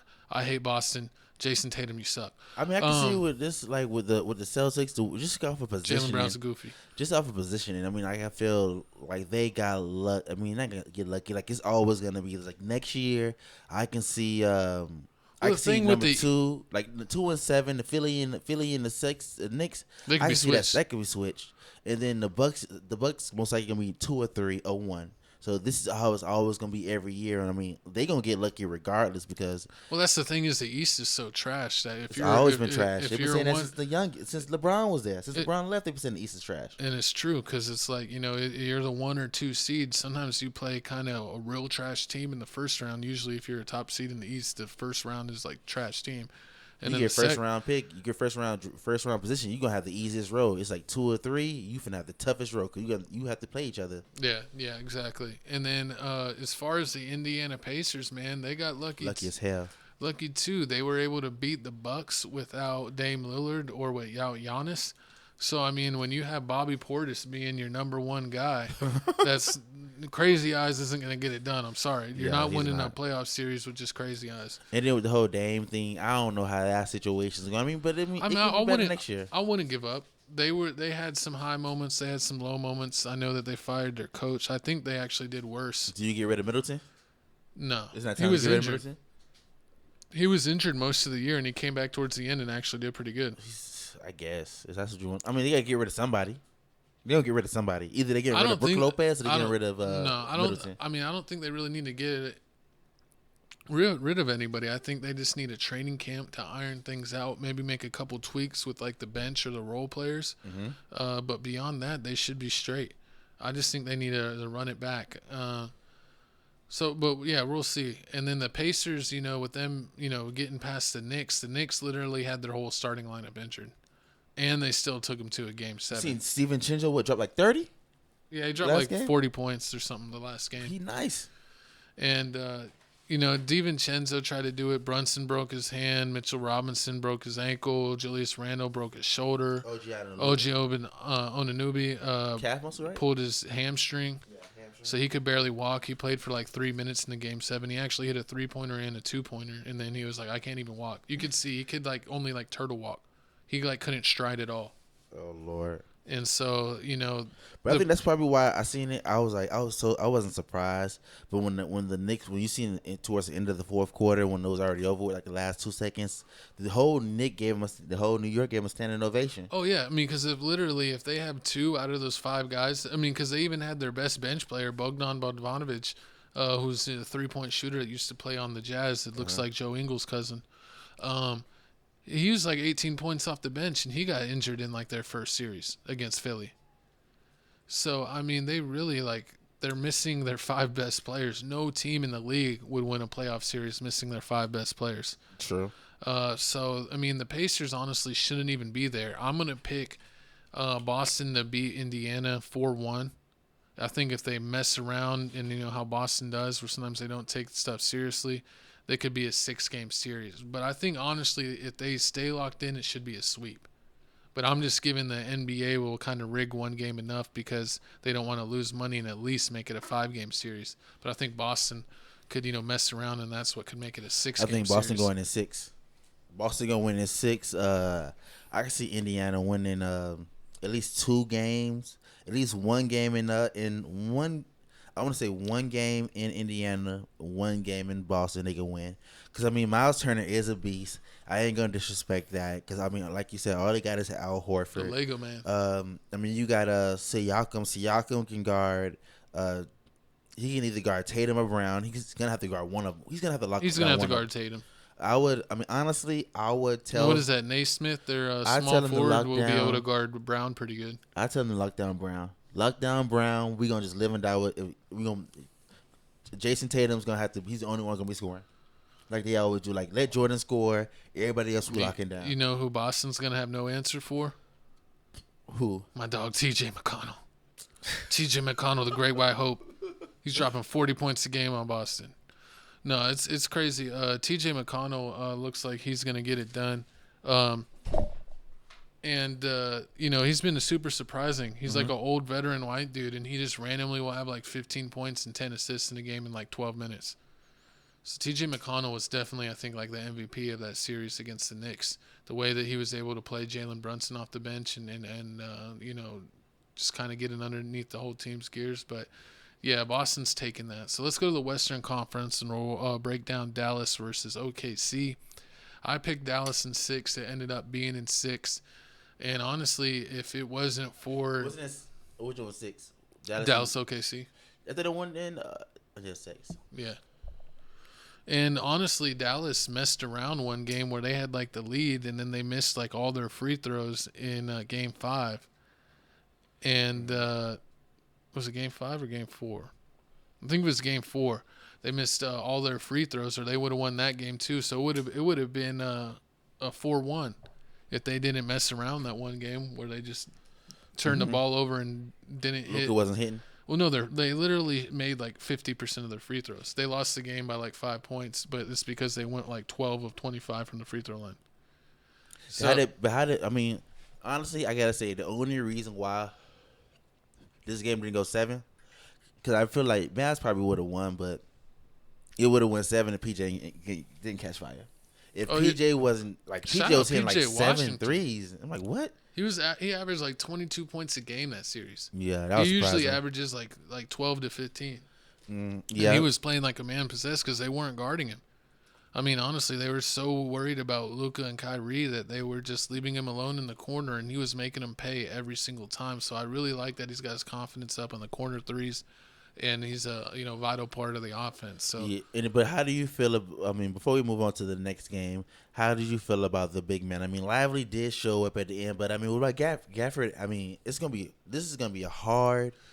Gafford had a medium series against Chet. I mean, honestly, I think Lively ended up playing more minutes per game because he played Chet better. They were both got injured too. Yeah, they were both. Gafford's a little short at center. He's only 6'10". And Derek Lively is 7'1". I believe Chet's like around the same height, 7'1", 7'2". So Lively with his long arms and athleticism and being a young guy and having all that energy, just like Chet, they're both rookies. He actually was able to show him up. I would say that Derek Lively, who was all-rookie second team, where Chet was all-rookie first team, actually outplayed him. Do you think it should have been switched, or you think the first team, second team rookies? No, was right I mean, I think it was right because they had Victor as the center. He wasn't being Victor, and he wasn't being Victor, and then they had Chet as the power forward, even though he plays center on OKC. So technically, I mean, if they wanted to go by the rules, they could have had Wemby at the first team, Chet at the second team, and then Derek Lively wouldn't have made any team. But since he was so good, they gave him the power forward spot, and then Derek Lively was able to get second team because Chet did play good enough to be on first team. As far as, I mean, he averaged like 18 points a game as a rookie, which is pretty impressive. True. Is okay. And moving on to the next game, I mean, with the Timberwolves and Denver. That was the shock of the century, man. Denver looked like that they were going to run him out of the building and sweep him, winning the first two games Minnesota beating Denver on the road, winning the first two games. It literally looked like they were going to get swept, like they were just bullying them. And then Denver showed their championship experience. And won like what, two in a row? Two in a row. Mm-hmm. Yeah, and then I mean Jokic was balling out, but I mean I seen the percentages. They were no, they did win 3 in a row, right? Yeah, they won 3 in a row. And then Minnesota won 6 and 7. Yeah, they won 6 and 7. I mean, this game was crazy. I really thought that the Timberwolves was gonna lose because I seen OKC lose, and I was like, man, watch, they gonna put a Mavericks versus Denver for the conference championship game. But I mean, Ant balled out. I mean, and I always knew that Karl Anthony Towns he's going to give you a ball-out game. He ain't give you a ball-out game yet in that series, so I had to know it was going to be either Game 6 or Game 7. He was going to have to show up, and I'm glad he showed up in one of those. And Naz Reid, the sixth man of the year, they had no – I felt like once when he played the first 2 games, he was balling out, but then when they took him out and he didn't play any minutes, I felt like once they finally put him back on the court, he showed you, like, I'm not going to mess up this time, and he just balled out. He played great defense. He got offensive rebounds. He got put-back dunks. He had timely threes. I mean, Naz Reid is really a guy that got it out the mud. He was playing he was undrafted. He played in the G League. He got a 2-way contract, and then he got a real contract, and then he got, like, a pretty good contract, and then now he just won 6th Man of the Year, proving that contract was worth it. Exactly. So, I mean, shout out Naz Reid. The grind don't stop. Salute to you for getting your deal. And, you know, it's going to be tough for me because I like watching Minnesota. They got a fun team, but, you know, Dallas is my favorite team. So, of course, I'm going to have to go for Dallas. But I'm not going to be a hater. I do like Minnesota's team and think they got a bright future for being good for years to come. You think it's going 7? I honestly thought that they were the best team to go against Denver. So I'm glad that they won because I didn't want Dallas. I thought would have had a really hard time with Denver. I think they would have beat Denver because Gordon and what's his name, basically the same height. Washington? No, not Washington. Who's the Gafford? Gafford, basically the same height. And then you got Lively. Lively probably would have gotten in foul trouble. That's the only thing I was really worried about. Well, they don't play them together. They would. That's the problem. Because they can't because neither one of them shoots threes. Kleber's gone. Kleber might come back this series. He's working out. That might slow him down. He might come back, and that'll be great because they could even put like Lively at center. They could put Kleber at power forward and put Washington at the 3. Now they're super huge, and they still have the shooting. So that really Kleber, I think, could be a big difference. I think Dallas has been terrible in the first game. They've lost the first game in both against Clippers and OKC. So I think Dallas may lose the first game, but they really got to see if they could possibly split because that's always the goal when you're on the road to win one of the first 2. So who's on? Who's going to have to show up? I feel like Kyrie. Not Kyrie. I feel because Kyrie from your aunt said I got Kyrie. So that's going to be crazy. Yeah, but what's like Kyrie had a tough series against OKC because like Kyrie's only 6'2", and they were putting guys that were like 6'5", 6'7" on him. Yeah. So like that's a lot of length. It's hard for him to get a shot Giddey off. and all them, Josh Giddey and everybody. Yeah, and Williams and even Shea's tall. Shea's like 6'7", like Luka. So, Dort may not be 6'7", but he's real thick, and he will truck you like a linebacker, or knee you in the stomach for no reason. So screw you, Dort. But it's gonna be a good one. I mean, Josh McDaniels on Luka. Jaden McDaniels on Luka. I mean, that's gonna be a good one. They both almost the same height. Here's the thing that Minnesota doesn't think about is Minnesota was built to beat Denver, right? Because they had like 3 good bigs. They got, Rudy, Big Cat, and they got Naz Reid. But when Dallas plays them, they're going to turn that strength into a liability. Do you know in the past 5 games, Minnesota played Mavs, and Mavs only won 1 game, 1 time out of the 5? And only time they won was their starters only played 1 out of those 5 games. Yeah, they always rotated. But when Luka and Kyrie was there, they both had to drop like 38 and 35 to win the game. But then besides that, if they didn't drop that, they lost. Yeah. And the other times they wasn't there. Yeah, but that was also before the trade. So they're a much different team. I mean, they were starting Grant. They paid him 2 times in January. They beat him. January and February. They beat him both times. They didn't. They rested their players. I checked the data on it that the games that the Wolves won, Luka and Kyrie didn't play both. They were starting like Hardy and Exum. Those were like throwaway games. In January before the All-Star game? Yeah. They gave him rest at some random times. Wow, no, it's gonna be real hard. Because I saw some things where basically all the media heads were saying that you can't use any of the data because they only played like 1 game where both teams had their starters. You can always say that with Mavs, it's always gonna be one not there, because him and Kyrie, either he gonna be there, the other one not gonna be there. But it might be hard. I mean, but that's what I'm saying. And plus, they didn't have Washington or Gafford. True. And so they're a much different team now with Washington and Gafford, and Washington looking like he's stepping up as a third option. So how do you feel about the whole? But I think one thing that the Minnesota can do that Mavericks gonna have to find a new thing to do is the whole the alley thing, because Denver had the alley thing with Gordon, and they always did that, and they did really good. Stopped it. Rudy Gobert always stays back, and he jumps in the air and slaps it. That's a lot. Lively ain't finna shoot the ball. There's not gonna be as many lobs, but you know what there is gonna be? They're gonna do a slow screen and roll where they switch, and they're gonna try to get Rudy and Big Cat to guard Luka on the perimeter, where Luka can hit either a step back 3. Or get right around them, make the defense collapse, and pass to a shooter, either like Kyrie or Washington. And that's gonna be the only thing they can. That's the only thing they can do, because Washington's gonna get stuck by Big Cat. Yeah, and that's hard. Yeah, but I think Washington has the speed advantage. But who has the weight advantage? He's gonna get tired. Because if Big Cat actually plays like you want him to play. Like a real man. I mean, that's the thing, though. He has too much AD in him. So it really just depends on what Big Cat you get. Mm-hmm. I mean, because I can see it, man. Big Cat might show out this game. It's gonna be real tough. I don't know what's funny is who do y'all got for Ant? Who y'all got to stop Ant? Derrick Jones Jr. Derrick Jones. That's 6'7". Derrick Jones Jr. don't start. Yes, he does. Derrick Jones. So it's Derek Lively doesn't start. Derrick Jones is a small forward from the Heat. And then, won the dunk contest. Then you got Washington. He starts. Then you got Lively. Lively doesn't start. You got what? Gafford starts. So you put Gafford starting over to start going against doing the jump ball against Rudy? Yeah.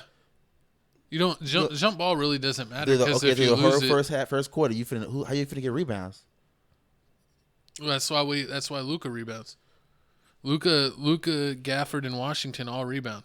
But how you gonna get the offensive rebounds if Luka's doing you remember he's gonna have to do the step back 3s like you said.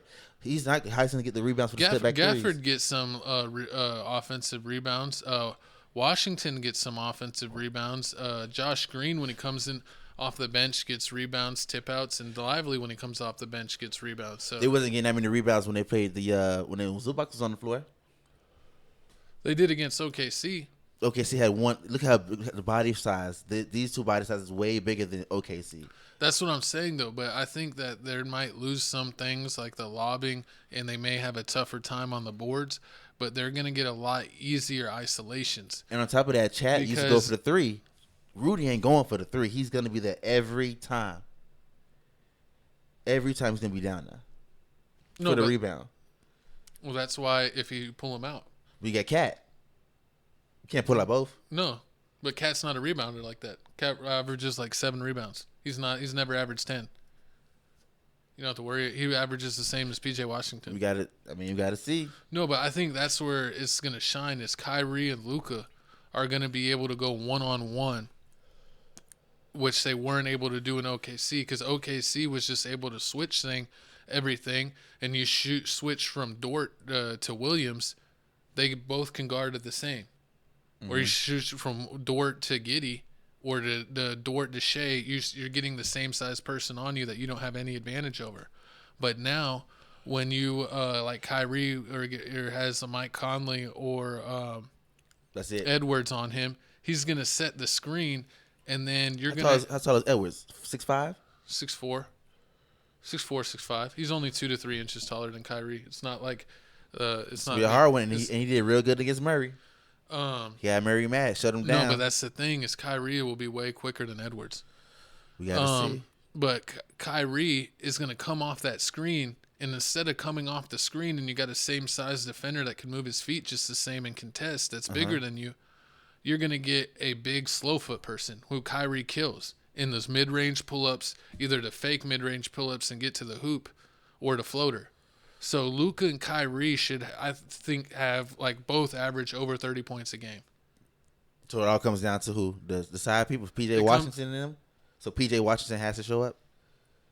I mean, I don't think he has to score more than like 20 points every game, but if he's in like the mid to high teens, they both had to score 40 points to beat them together. Regular season games also is like sometimes teams try or don't try, so I don't really put into that. But what I do put into it is Dallas has actually played 2 of these guys in the playoffs before. If you remember, Mike Conley and Rudy Gobert used to be on the Utah Jazz, and Luka beat them in the playoffs 2 years ago. That's when you also had big people. You had a whole bunch of big men too to match up with them to get the rebound. No, I mean, we had Porzingis at center. There you go. But who else? Yeah, Kleber. Yeah, but Kleber didn't start. You get the other big dude. Dorian Finley-Smith. He was nice. He was 6'7". He ain't huge. He had defense. He's like how Derrick Jones is right now. Except Derrick Jones is actually, I would say, where Dorian Finley-Smith was a hair better at 3-point shooting. Derrick Jones is a hair worse, but he's 10 times better as far as driving to the hoop and dunking. You gotta see. I don't know. He might dunk on Big Cat. I give him like 2-3 dunks on Big Cat, but this topic can go for a while. Y'all need to comment down below who you got during this NBA playoffs. Yeah, I'm picking Celtics in 5, and I got Mavs in 6. Because I think Luka and Kyrie are gonna take advantage of Big Cat and Rudy. Because when Luka played the Utah Jazz in the playoffs, he would get Rudy on him and absolutely torch him. And then when you get Rudy away from the hoop, if you pass it to someone and they cut to the hoop, he's not there to block the shot anymore because he's on Luka on the perimeter.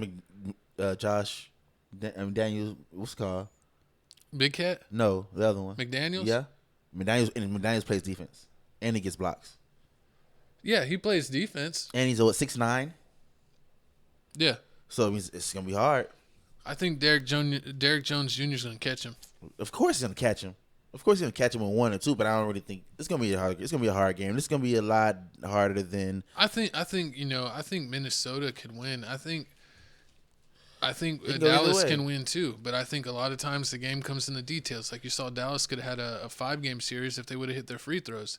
If these games are close enough and you do that once or twice, you could lose the series on a couple dumb mistakes. Like you literally have to be locked in the whole game.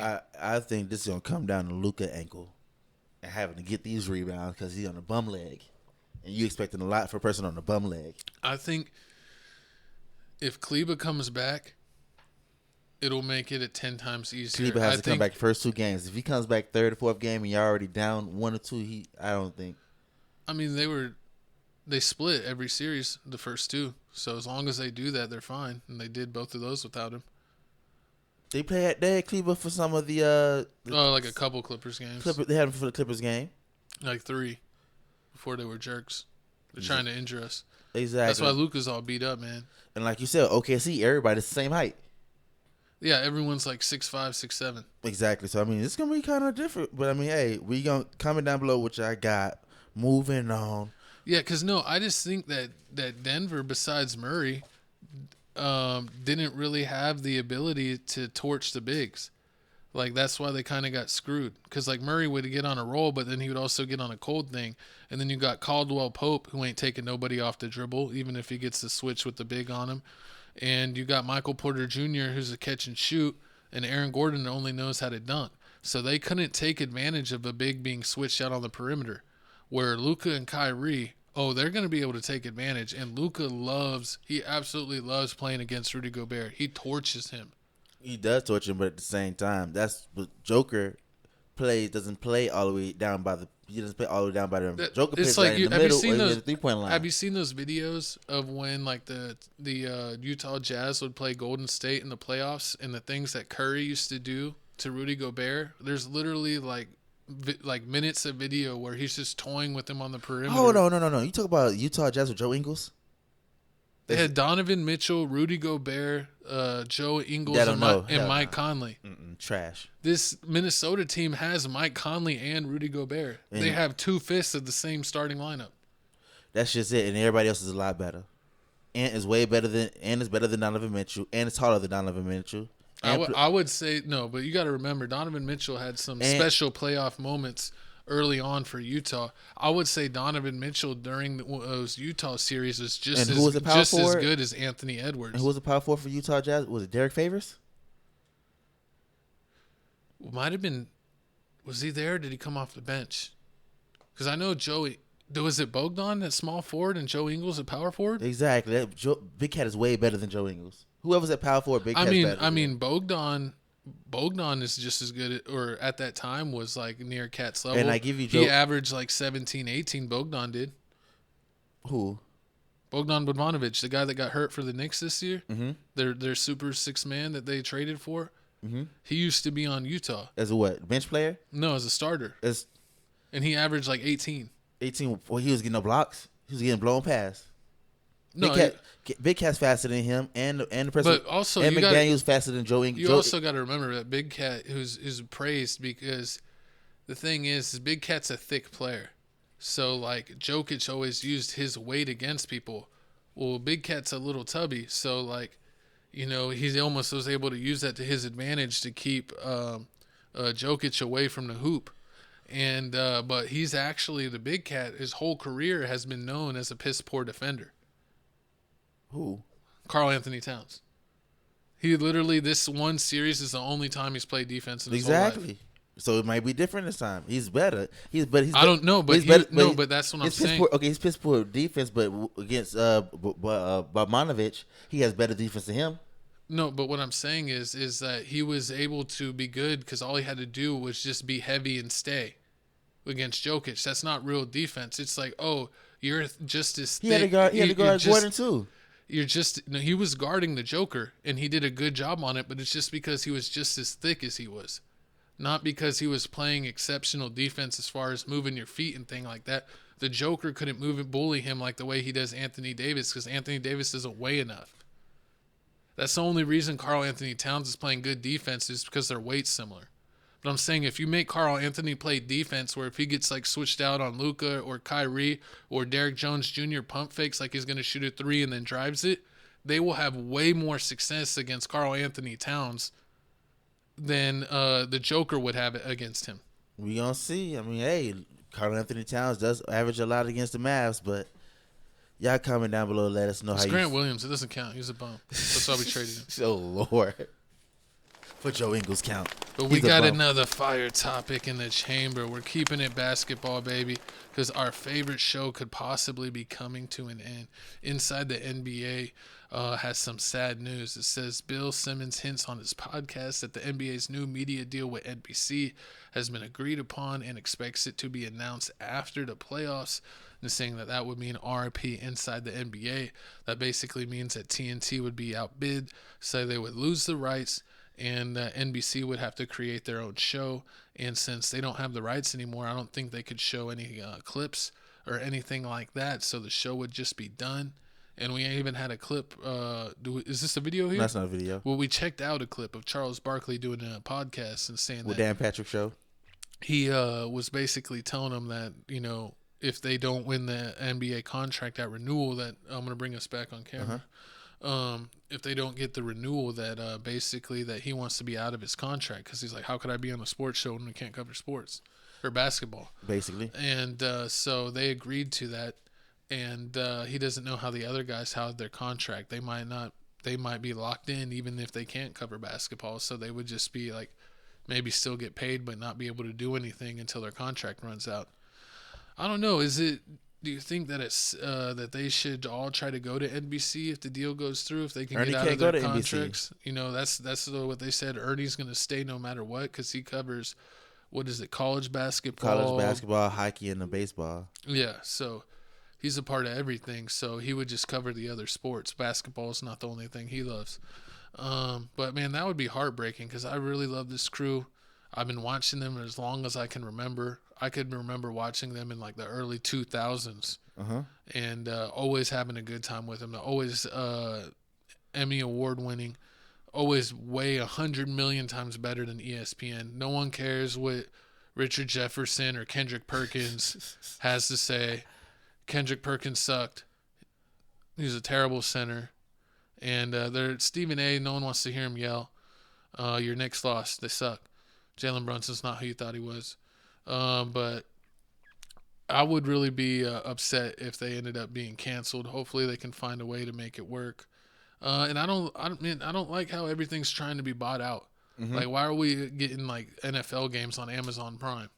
And so it's the future, man. You know, people want to do their business, want to work with the streaming services. I mean, like my co-host just said, basically TNT had until April the 22nd to renew their deal with the basketball. It looks like here they got outbidded by NBC. Before TNT was only paying around at least $1.2 billion a year, but it looks like here now NBC is offering $2.5 billion. So I ain't mad at it.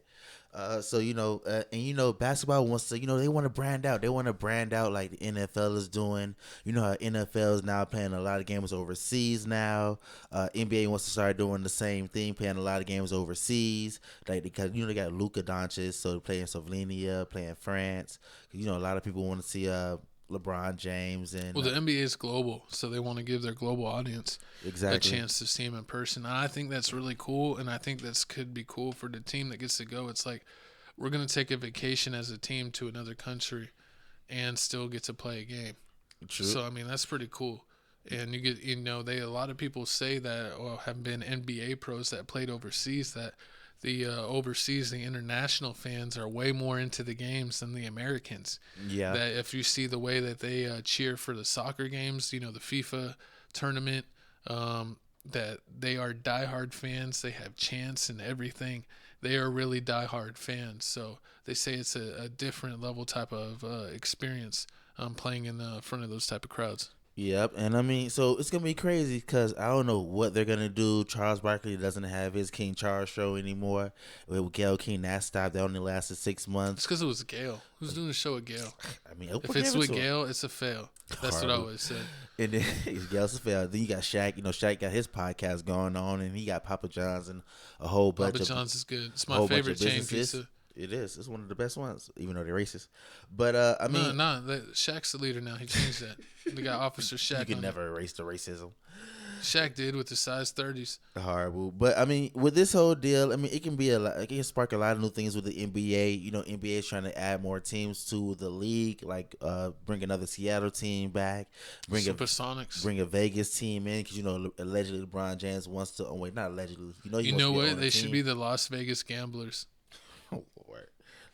I mean, and then they should be sponsored by Prize Picks. ESPN has their own betting service now. That's ridiculous. ESPN bets. It's almost with all the legal betting there is now. It almost makes you think that sports, of course, are going to be rigged because the NBA is not listed as a sports league, just like the NFL. They're listed as entertainment leagues, like WWE. So I guess that means that they can maybe do some stuff behind the scenes. A lot of people thought that the Patrick Ewing going to the Knicks was a NBA fix to get New York a good player. I believe that. But it looks like also. Any final thoughts? I mean, how do you feel about, in Netflix, Fox, Amazon, them, like, they're going to be getting a lot of NFL shows. They're going to get NFL shows. Netflix is also going to have the boxing with Mike Tyson. And on top of that, they're going to have WWE wrestling. So all these streaming services are getting ridiculous, parts man. of it now. It's like they're going to get the same amount of money one way or the other. People were mad that they were paying $150 to $300 for cable to get all the channels. And now with how many apps you have just to watch all the NFL games, you got to have either regular cable with the basic cable and then the apps, or subscribe to like the handful of stuff that they're on, and you're basically end up paying the same thing. True, and you haven't realized how you see a lot more posts how streaming services are going to start cracking down on password sharing. Yeah, they're going to start doing all this. They're going to do that with Disney Plus. Disney Plus, keep playing with me. I will cancel my subscription. I will surf the seas. Do you have the Disney Plus with the ESPN subscription and everything? No. You got it too early? No, I mean, you got to wait before they did it. I have regular cable. I thought it came with it regardless. What? I thought it came with it. Like if you got ESPN, it came later. No, you can get just Disney Plus by itself. You could get Hulu by itself. Since they phones are doing it too, Disney owns it all. You can get like their 3-4 things. They used to have National Geographic as one, but I think that's just included with the Disney now. Disney Plus. See, phones are doing it also. Phone services are like, oh yeah, you get a free subscription to a free year subscription to like Netflix or they've Amazon. been doing that. Yeah, like when you sign up with T-Mobile, you get a free year of Netflix, I believe. Yeah, something like that. So I mean, that's what it looks like it's going. It looks like TNT couldn't held up. That's why you gotta surf the seas. Horrible. Co-host. I'm paying for nothing. Nah, but I mean, I can't wait to see who they replace everybody with on NBC. I mean, maybe Vince Carter. I mean, it could be anybody. I heard Nate Robinson finally woke up. Don't do my boy Nate like that. He's barely alive. It's not cool. Oh, Lord. Someone give Nate a kidney. Go look it up. See what kidney he has. If you have an extra one, go give it to him. I would give him mine, but I got an episode. We got episodes to do. Well, that, and I probably damaged it enough that it wouldn't even qualify as a good replacement. But let's go on and move on to the next topic. Because we got more flames. Guess what's coming, baby? We got the NFL schedule finally being released. They let us know of week 1 games, international games. Your whole team schedule's out. And the 5 teams with the hardest schedule, guess what? They screwed the Steelers again. My Pittsburgh Steelers have been screwed, but it looks like our whole division was screwed because since we have the best division in football, we always have the toughest schedule. Now you got to go against the NFC. You got to go against my Eagles, baby. The Eagles, the Giants, the Cowboys, the Commanders. The good thing about NFC East is that, like, back in the day, sometimes it would be like 75%, but right now 50% is good.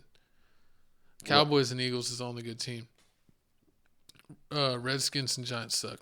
You said Redskins, but I mean it's almost like a bye week. And then also you see we have a lot more overseas games. We got the first game week 1. My Philadelphia Eagles going to Brazil to go against the Packers. I mean that's gonna be good.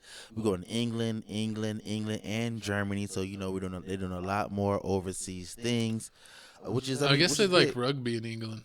I mean, so that's probably like they like football. I mean they're testing it out because they went to Mexico and Mexico. I think they went to Mexico and Mexico loved it.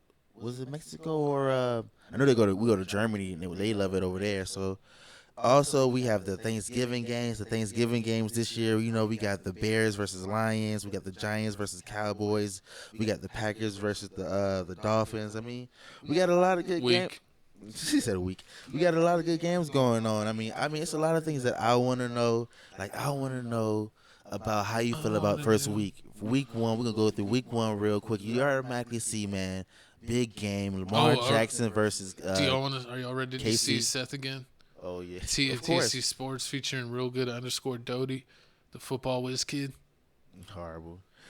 But yeah, the big game. So what's your first game? The first game, y'all playing Atlanta Falcons. So you're going to see Kirk Cousins, or, I mean, you may see the new rook they just drafted. Yes, it's at 1. It's not at noon. That means we're win. I mean, it's in Atlanta now, so it's different. And also, I mean, it was crazy. I didn't know with the Pittsburgh Steelers that the quarterback situation was up for debate. I thought it was automatically going to be Wilson. I mean, he's going to be the starter, but they're definitely going to have competition to it for it. What is it, Fields? Yeah, Justin Fields. Justin Fields. Oh, yeah, Justin Fields. You know, I was watching his highlight tape, man. He made some plays. And I think you get him with a good organization like Pittsburgh Steelers that have been known to, you know, run the ball and take that pressure off of him.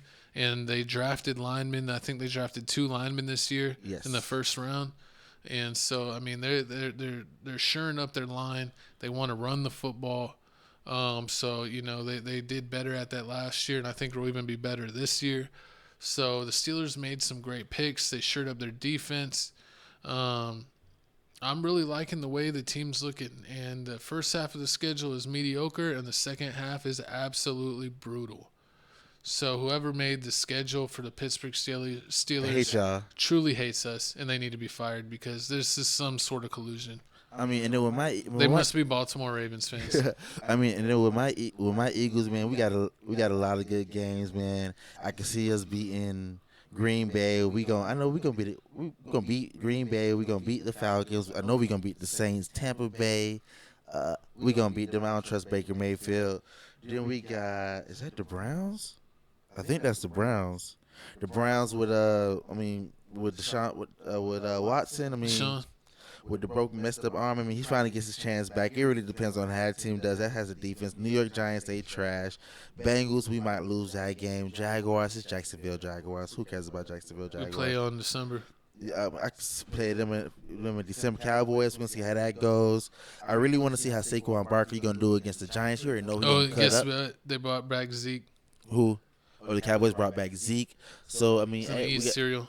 We're gonna see how that goes. But I mean, it's a lot of things that I want to see. I mean, the rookie, they said the Bears got an easy schedule this year, so the rookie quarterback, I want to see Caleb Williams. I want to see how good he does, if he even pans out. And I want to see how Bryce Young can succeed in Chicago. Yeah, maybe. I want to see how also Bryce Young do. I mean, Bryce Young, you know, the Panthers was trash last year. I want to at least see him win at least 5 games. Oh, I want to see him 5 games. I want to see if C.J. Stroud either has a sophomore slump or if he even gets even better, because he had an absolutely amazing rookie year. I'm not really a fan of the Texans, but I did enjoy watching him play. He looks like he has a lot of fun. He seems like a pretty funny dude. He's done a lot of podcasts and had some funny internet moments, or viral moments, I should say.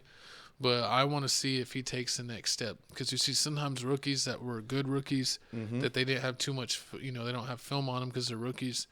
Playing against pros, so they maybe have a good rookie year because teams haven't figured him out.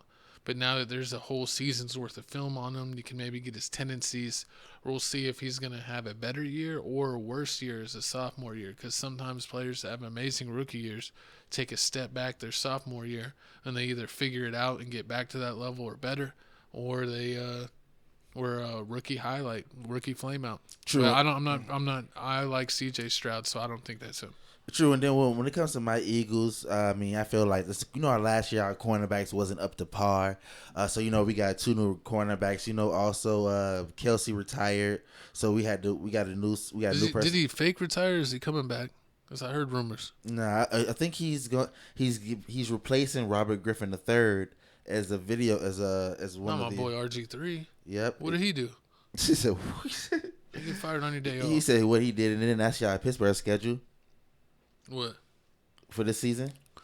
Oh, yeah. We're starting off Atlanta, Denver, L.A., but then look at the second half after the bye week. Washington, Baltimore, Cleveland, Cincy, Cleveland, Philly, Baltimore, Kansas, Cincy. It's going to be a bloodbath. It's going to be a lot of low-scoring game. I mean, it can go either way. I mean, hopefully the wide receivers do good. I mean, y'all got a better quarterback. I really want to see that week 2 game against Denver. That's going to be a good game for Wilson. I mean, he's going back to Denver. I think the only way for us to win is for me to be hanging out in the what is the box? The box seats? Yeah. With Sierra. That's the only way the Steelers you got to motivate him. You got to motivate her. Play nothing but future music. Nah, but comment down. Play Gucci flip flops. Horrible. Comment down below who's your favorite team, who you got winning the season, who you got Super Bowl picks, who you picking this year. I mean, it can go either way. It may be the Ravens this year. Maybe, Lamar Jackson may. Lamar Jackson sucks. He maybe learn how to throw. It's Tim Tebow, reincarnated. Too disrespectful. But speaking of bringing the Flames were brought right to Tyson Fury's face. Facts, man. It's so bad that I have to take a break. Horrible. But, I mean, if you didn't know, man, the fight just went down. Tyson Fury versus Usyk.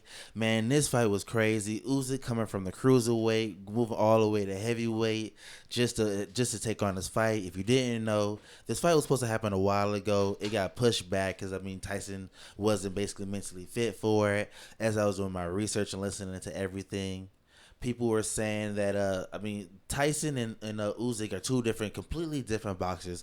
Usyk's like a warrior. He's always boxing. He's always training. So when the fight got pushed back, Usyk, it didn't matter for Usyk. He was basically preparing for the fight.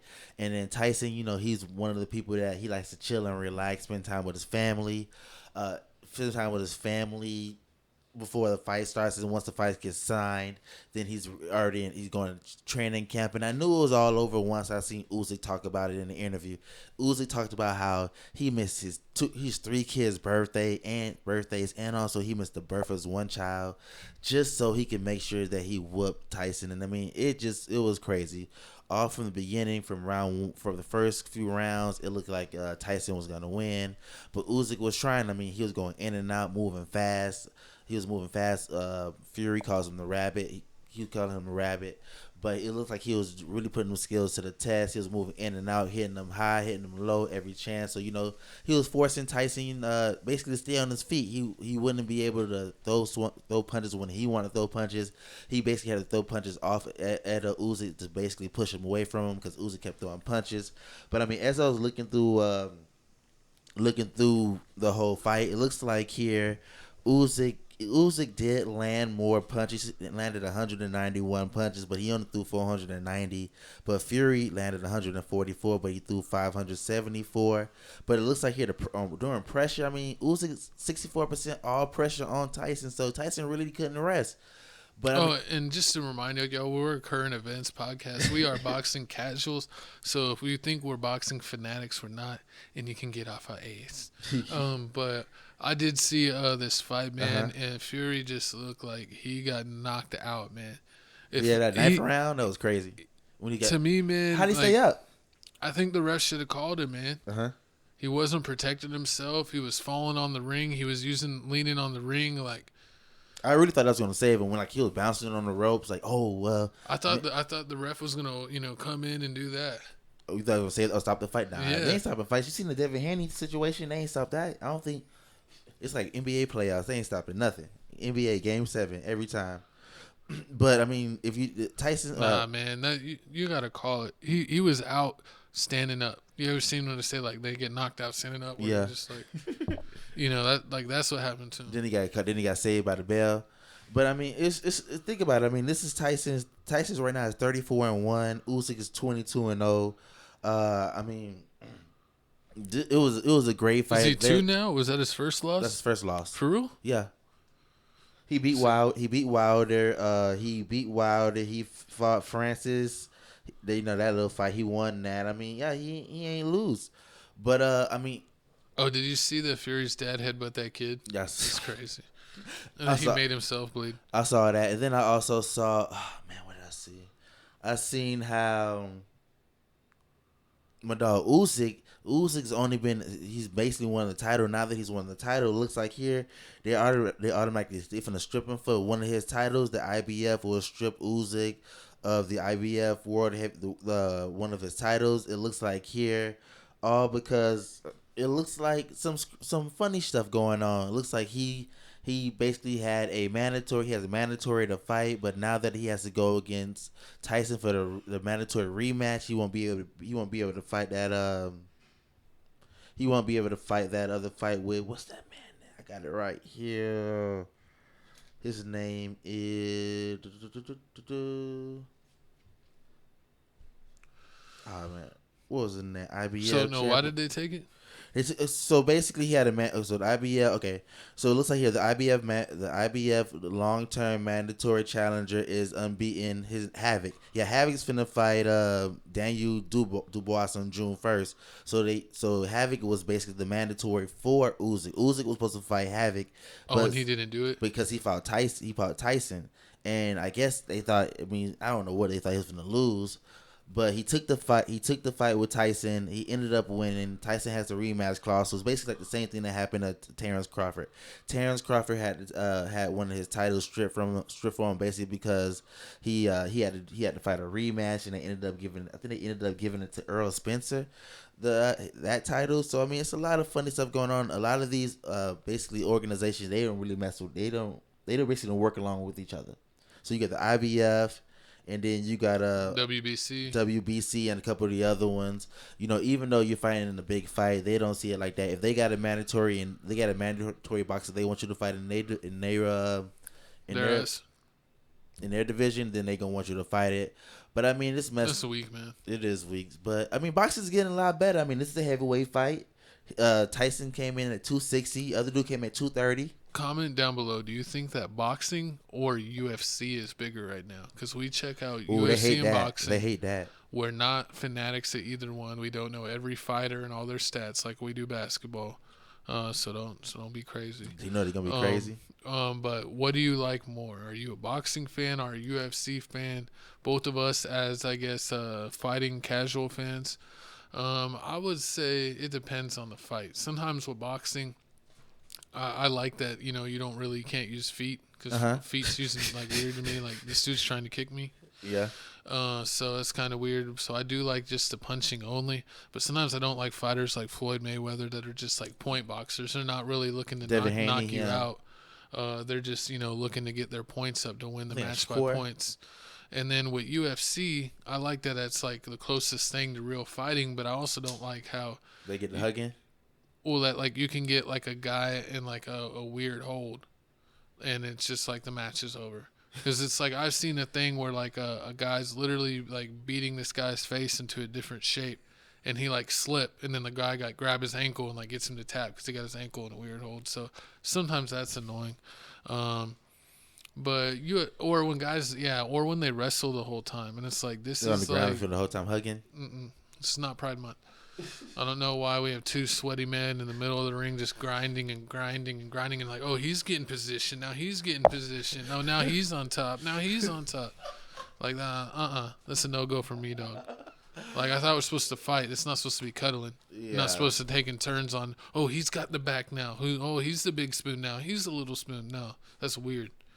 I give you that. Because they say it's the closest thing to real fighting, but if you got in like a real street fight, no one's gonna play that wrestle game. They're gonna grab you by your privates or something. They're not gonna let you do no weird holds. Yeah, they're gonna gouge your eyes out or do something like that. Kick.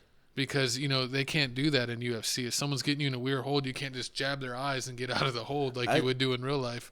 Or just like karate chop. I think that's what UFC brought. UFC brought like more things into regular street fighting. Like if you went in a street fight back in the day, you had to throw fists. You're throwing fists. You probably get somebody in a chokehold, probably slam them on the ground. But now you got UFC out here. People might jump out and do a flying knee kick. What if they did bare knuckle boxing, but that got bigger than regular boxing?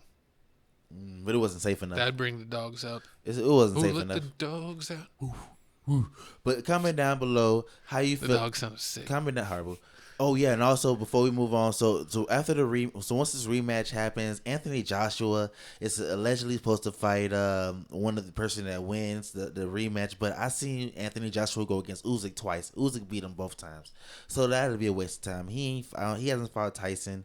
They're saying Joshua's basically a little fast like Usyk, so he may be able to beat Tyson too. So we don't know. Maybe Tyson needs to retire, be a family person. He tried to retire before. He ain't like it. Maybe that time. But let us know if you hate us covering boxing or if you absolutely love it. Because on TFTC clips, it looks like you love it. But you also love to hate. And let us know that we're boxing fanatics even though we tell you we're not. So if you're going to hate, at least like, comment, subscribe, and hit the notification. Exactly, man. We learning, man. We learning. Getting a lot more knowledge on the boxing. I'm not going to learn it fully. I'm into too many things to learn. You see, I'm getting it. I got you, man. You got a UFC. Because you've been watching more. I watch a little more UFC, yeah. And I'm watching a little more of the boxing, so I'm getting a lot. I mean, I'm ready for we'll that try Javante to cover fight. those bases. Javante versus Frank Martin. We're sorry we're not experts in every sport. Canelo, stop ducking. My co-host is and shout out everybody that's getting a new. He used to play water polo. You want a water polo? Shout out everybody that's getting a new undisputed game down below. Comment down below if you get a new undisputed boxing game. It's coming out. Is it really? Yeah, they already showed it and they got Canelo. People was mad that Canelo was still on haven't the cover. played Fight Night. Shout out TFTC Gaming. He plays UFC. What's his name? Beat it. And Flippenstein. Flip the script. Yeah, he beat it. Flip the script. Yeah, no, you got to play it and record it. Man, either you with a creative player or playing the story mode. Okay, I got you. That's what the people want to see. Exactly, man. That's what the people want to see. But you know, speaking of what people want to see, they want to see the fire flames. That is New Music Monday. We're literally bringing the heat. New music coming to you every single week. With the background. Oh yeah. That's from what movie is that from? Jabba? The Jabi? Janimba? J-A-B. I forgot what it was. Janimba. Yeah. What is that one? This one he's fighting Janimba. Where Goku and Vegeta fighting Janimba, and then they had a fuse. But yeah, let's go ahead and jump into the Fire Flame music. We got that new 42 Doug, 28 songs. You know, I've been slowly slipping songs in, and my co-hosts ain't been knowing. No, I saw, and I deleted the ones I didn't like. I'm just kidding. Boston I didn't Richie delete back. any except Boston Richie. But yeah, shout out the 42 Dougie Fresh.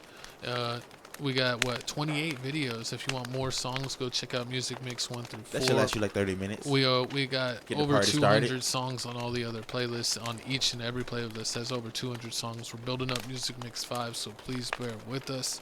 And we're keeping it Fire Flames with the new music. Yeah, the new A Boogie. I heard the new A Boogie. The new A Boogie with the hoodie. I heard the new A Boogie is pretty good. He got a couple features on it. He got a Young Thug feature on there that's decent. Thuggy Fresh. Exactly. I need to check him. I need to check out my dog A Boogie with the hoodie. Also, Homicide Gang. You know they dropped the tape. I gotta check them out. Gang. Also, let's see who else here. Wait. Hold on. Let me see. Rio Young OG. I didn't watch that. Ruby Rose dropped a song. I think. You watched that with the lotion? What's this dude? Danny Glover. Oh yeah. I heard that. That's Sussy Glover. I don't know if that had dropped this week or last week. That was alright. He ain't Orlando Calrissian. We heard the Duty Low song. I ain't hear the new Rucci. Peasy dropped something. Dang, I ain't listened to a lot. I heard the new 42. But moving on here, man, we got my pick. My dog, Little CJ Casino, Apartment Baby. You already know, 16 tracks, straight bangers. I mean, only one I really don't care for is the girl song. So number 3, 2 a.m. Don't really care for that. But that Young Nation number 4. Young Nation's still alive? They in Dallas, yeah. You know. Also, they didn't make it. Horrible. They got Trap Boy Freddy, Trader Truth. You got no respect, Trader Truth? No. Right. No, I'm kidding. I like Trader Truth. Shout out Trey. Yo, Honeycomb Brazy. He got a couple. He's got Montana 300, Montana 700. Trade the Truth, Trap Boy Freddy, Cool Money, Montana 700. Yeah. These phony jabronis, man. But nah, man, that's my pick, man. Y'all go listen to him. It's a pretty decent tape. But my co-host pick, we got my super duper fire pick of the week, man. I made my own custom mix for Chief Keef. If you didn't know, he released the mixtape Dirty Nachos in my last week pick, Almighty So Too. But I went ahead and made a custom mix, calling it Almighty Nachos. It's got the best of both projects plus like 5 classic songs to really, get you to like a cool 30 songs, man. So if you want that, hit us up on Instagram. I'll have the Instagram link. If you have Apple Music, I can send you the Almighty Nachos exclusive Chief Keef playlist. Then we got to shout out our girls, XG, man. We check them out on Crib Reactions all the time. They're from Japan, and they're some of the best female rappers you've ever heard. And they are rapping in English, man, and they absolutely kill it. They just dropped a song called Woke Up. It's kind of got a Southside 808 type vibes with the 808 drums. It's like a kind of a trap drill type of girl song, but they do got a little bit of singing. So, yeah, we're going to check that out, man. Actually, as soon as this episode ends. Facts. So we're going to check that out and get that out reaction to you on Crib Reactions, man. So check out Crib Reactions. Check out all of our reaction stuff. You need to like, comment, and subscribe. Comment anything down below. Hit us up on X, a.k.a. Twitter, Papa O'Block, Felix Supreme 305, where we tweet stuff randomly. And I tweet stuff about anything going on. I've been tweeting a lot more lately. I haven't noticed. You blocked me, that's why. I screened you. Don't show me tweets. Mute. Oh, yeah, I muted you. But, yeah, here's our QR codes. There's that Instagram QR code. Go ahead and click that, man. You can scan that QR code for TikTok and Instagram. If you want that Chief Keef mix, super mix, hit me up on Tales from the Crib 2 on IG. Just DM us or comment on one of our latest posts and said that you DM us. So, because sometimes you have to go allow the DMs. And I will send you the link to that mix. Follow Crib Reactions. Get us to 10K subs. Exactly. And, you already know, man. You already know what I'm going to say, man. This episode 157. You know, it's your boy, Jesse J, Philip Supreme 305 with my co-host. Oh, yeah. Chico Grande Chico 2 times. Hey, man, but thank y'all for watching. Thank y'all for tuning in. And you already know, man. I'm going to timestamp it at the bottom. You want to find out your favorite part? Timestamp is going to be at the bottom. Y'all want to check out some more of our stuff, go check out TFTC clips. I cut this up for you, my codes. Put it up with the nice thumbnail title. Watch out before we cut you up. Exactly, man. And also, man, make sure you check out Crib Reactions. We got a new video dropping this morning, man. Make sure you check that out. Also, make sure you check out TFTC Gaming, man. I'm dropping videos a lot more constantly on that. We 200 subscribers on that and growing. Get this podcast all the way to 6,000. We need 6,000 by the. I want 6,000 by the end of the year. Get clips to 20,000. Yes, clips at 20,000. Get a reaction channel to 1 million. Matter of fact, get this one to 1 million. Make sure you get this one over 2K views. I already see it now, but hey, man, it's your boy Jesse J, Philip Supreme 305. My co-host Chico Grande Chico 2 times. This has been Tales from the Crib, episode 157. We canceling Diddy. No Diddy. Or full Diddy. That's what Meek Mill said. Meek Mill liked it.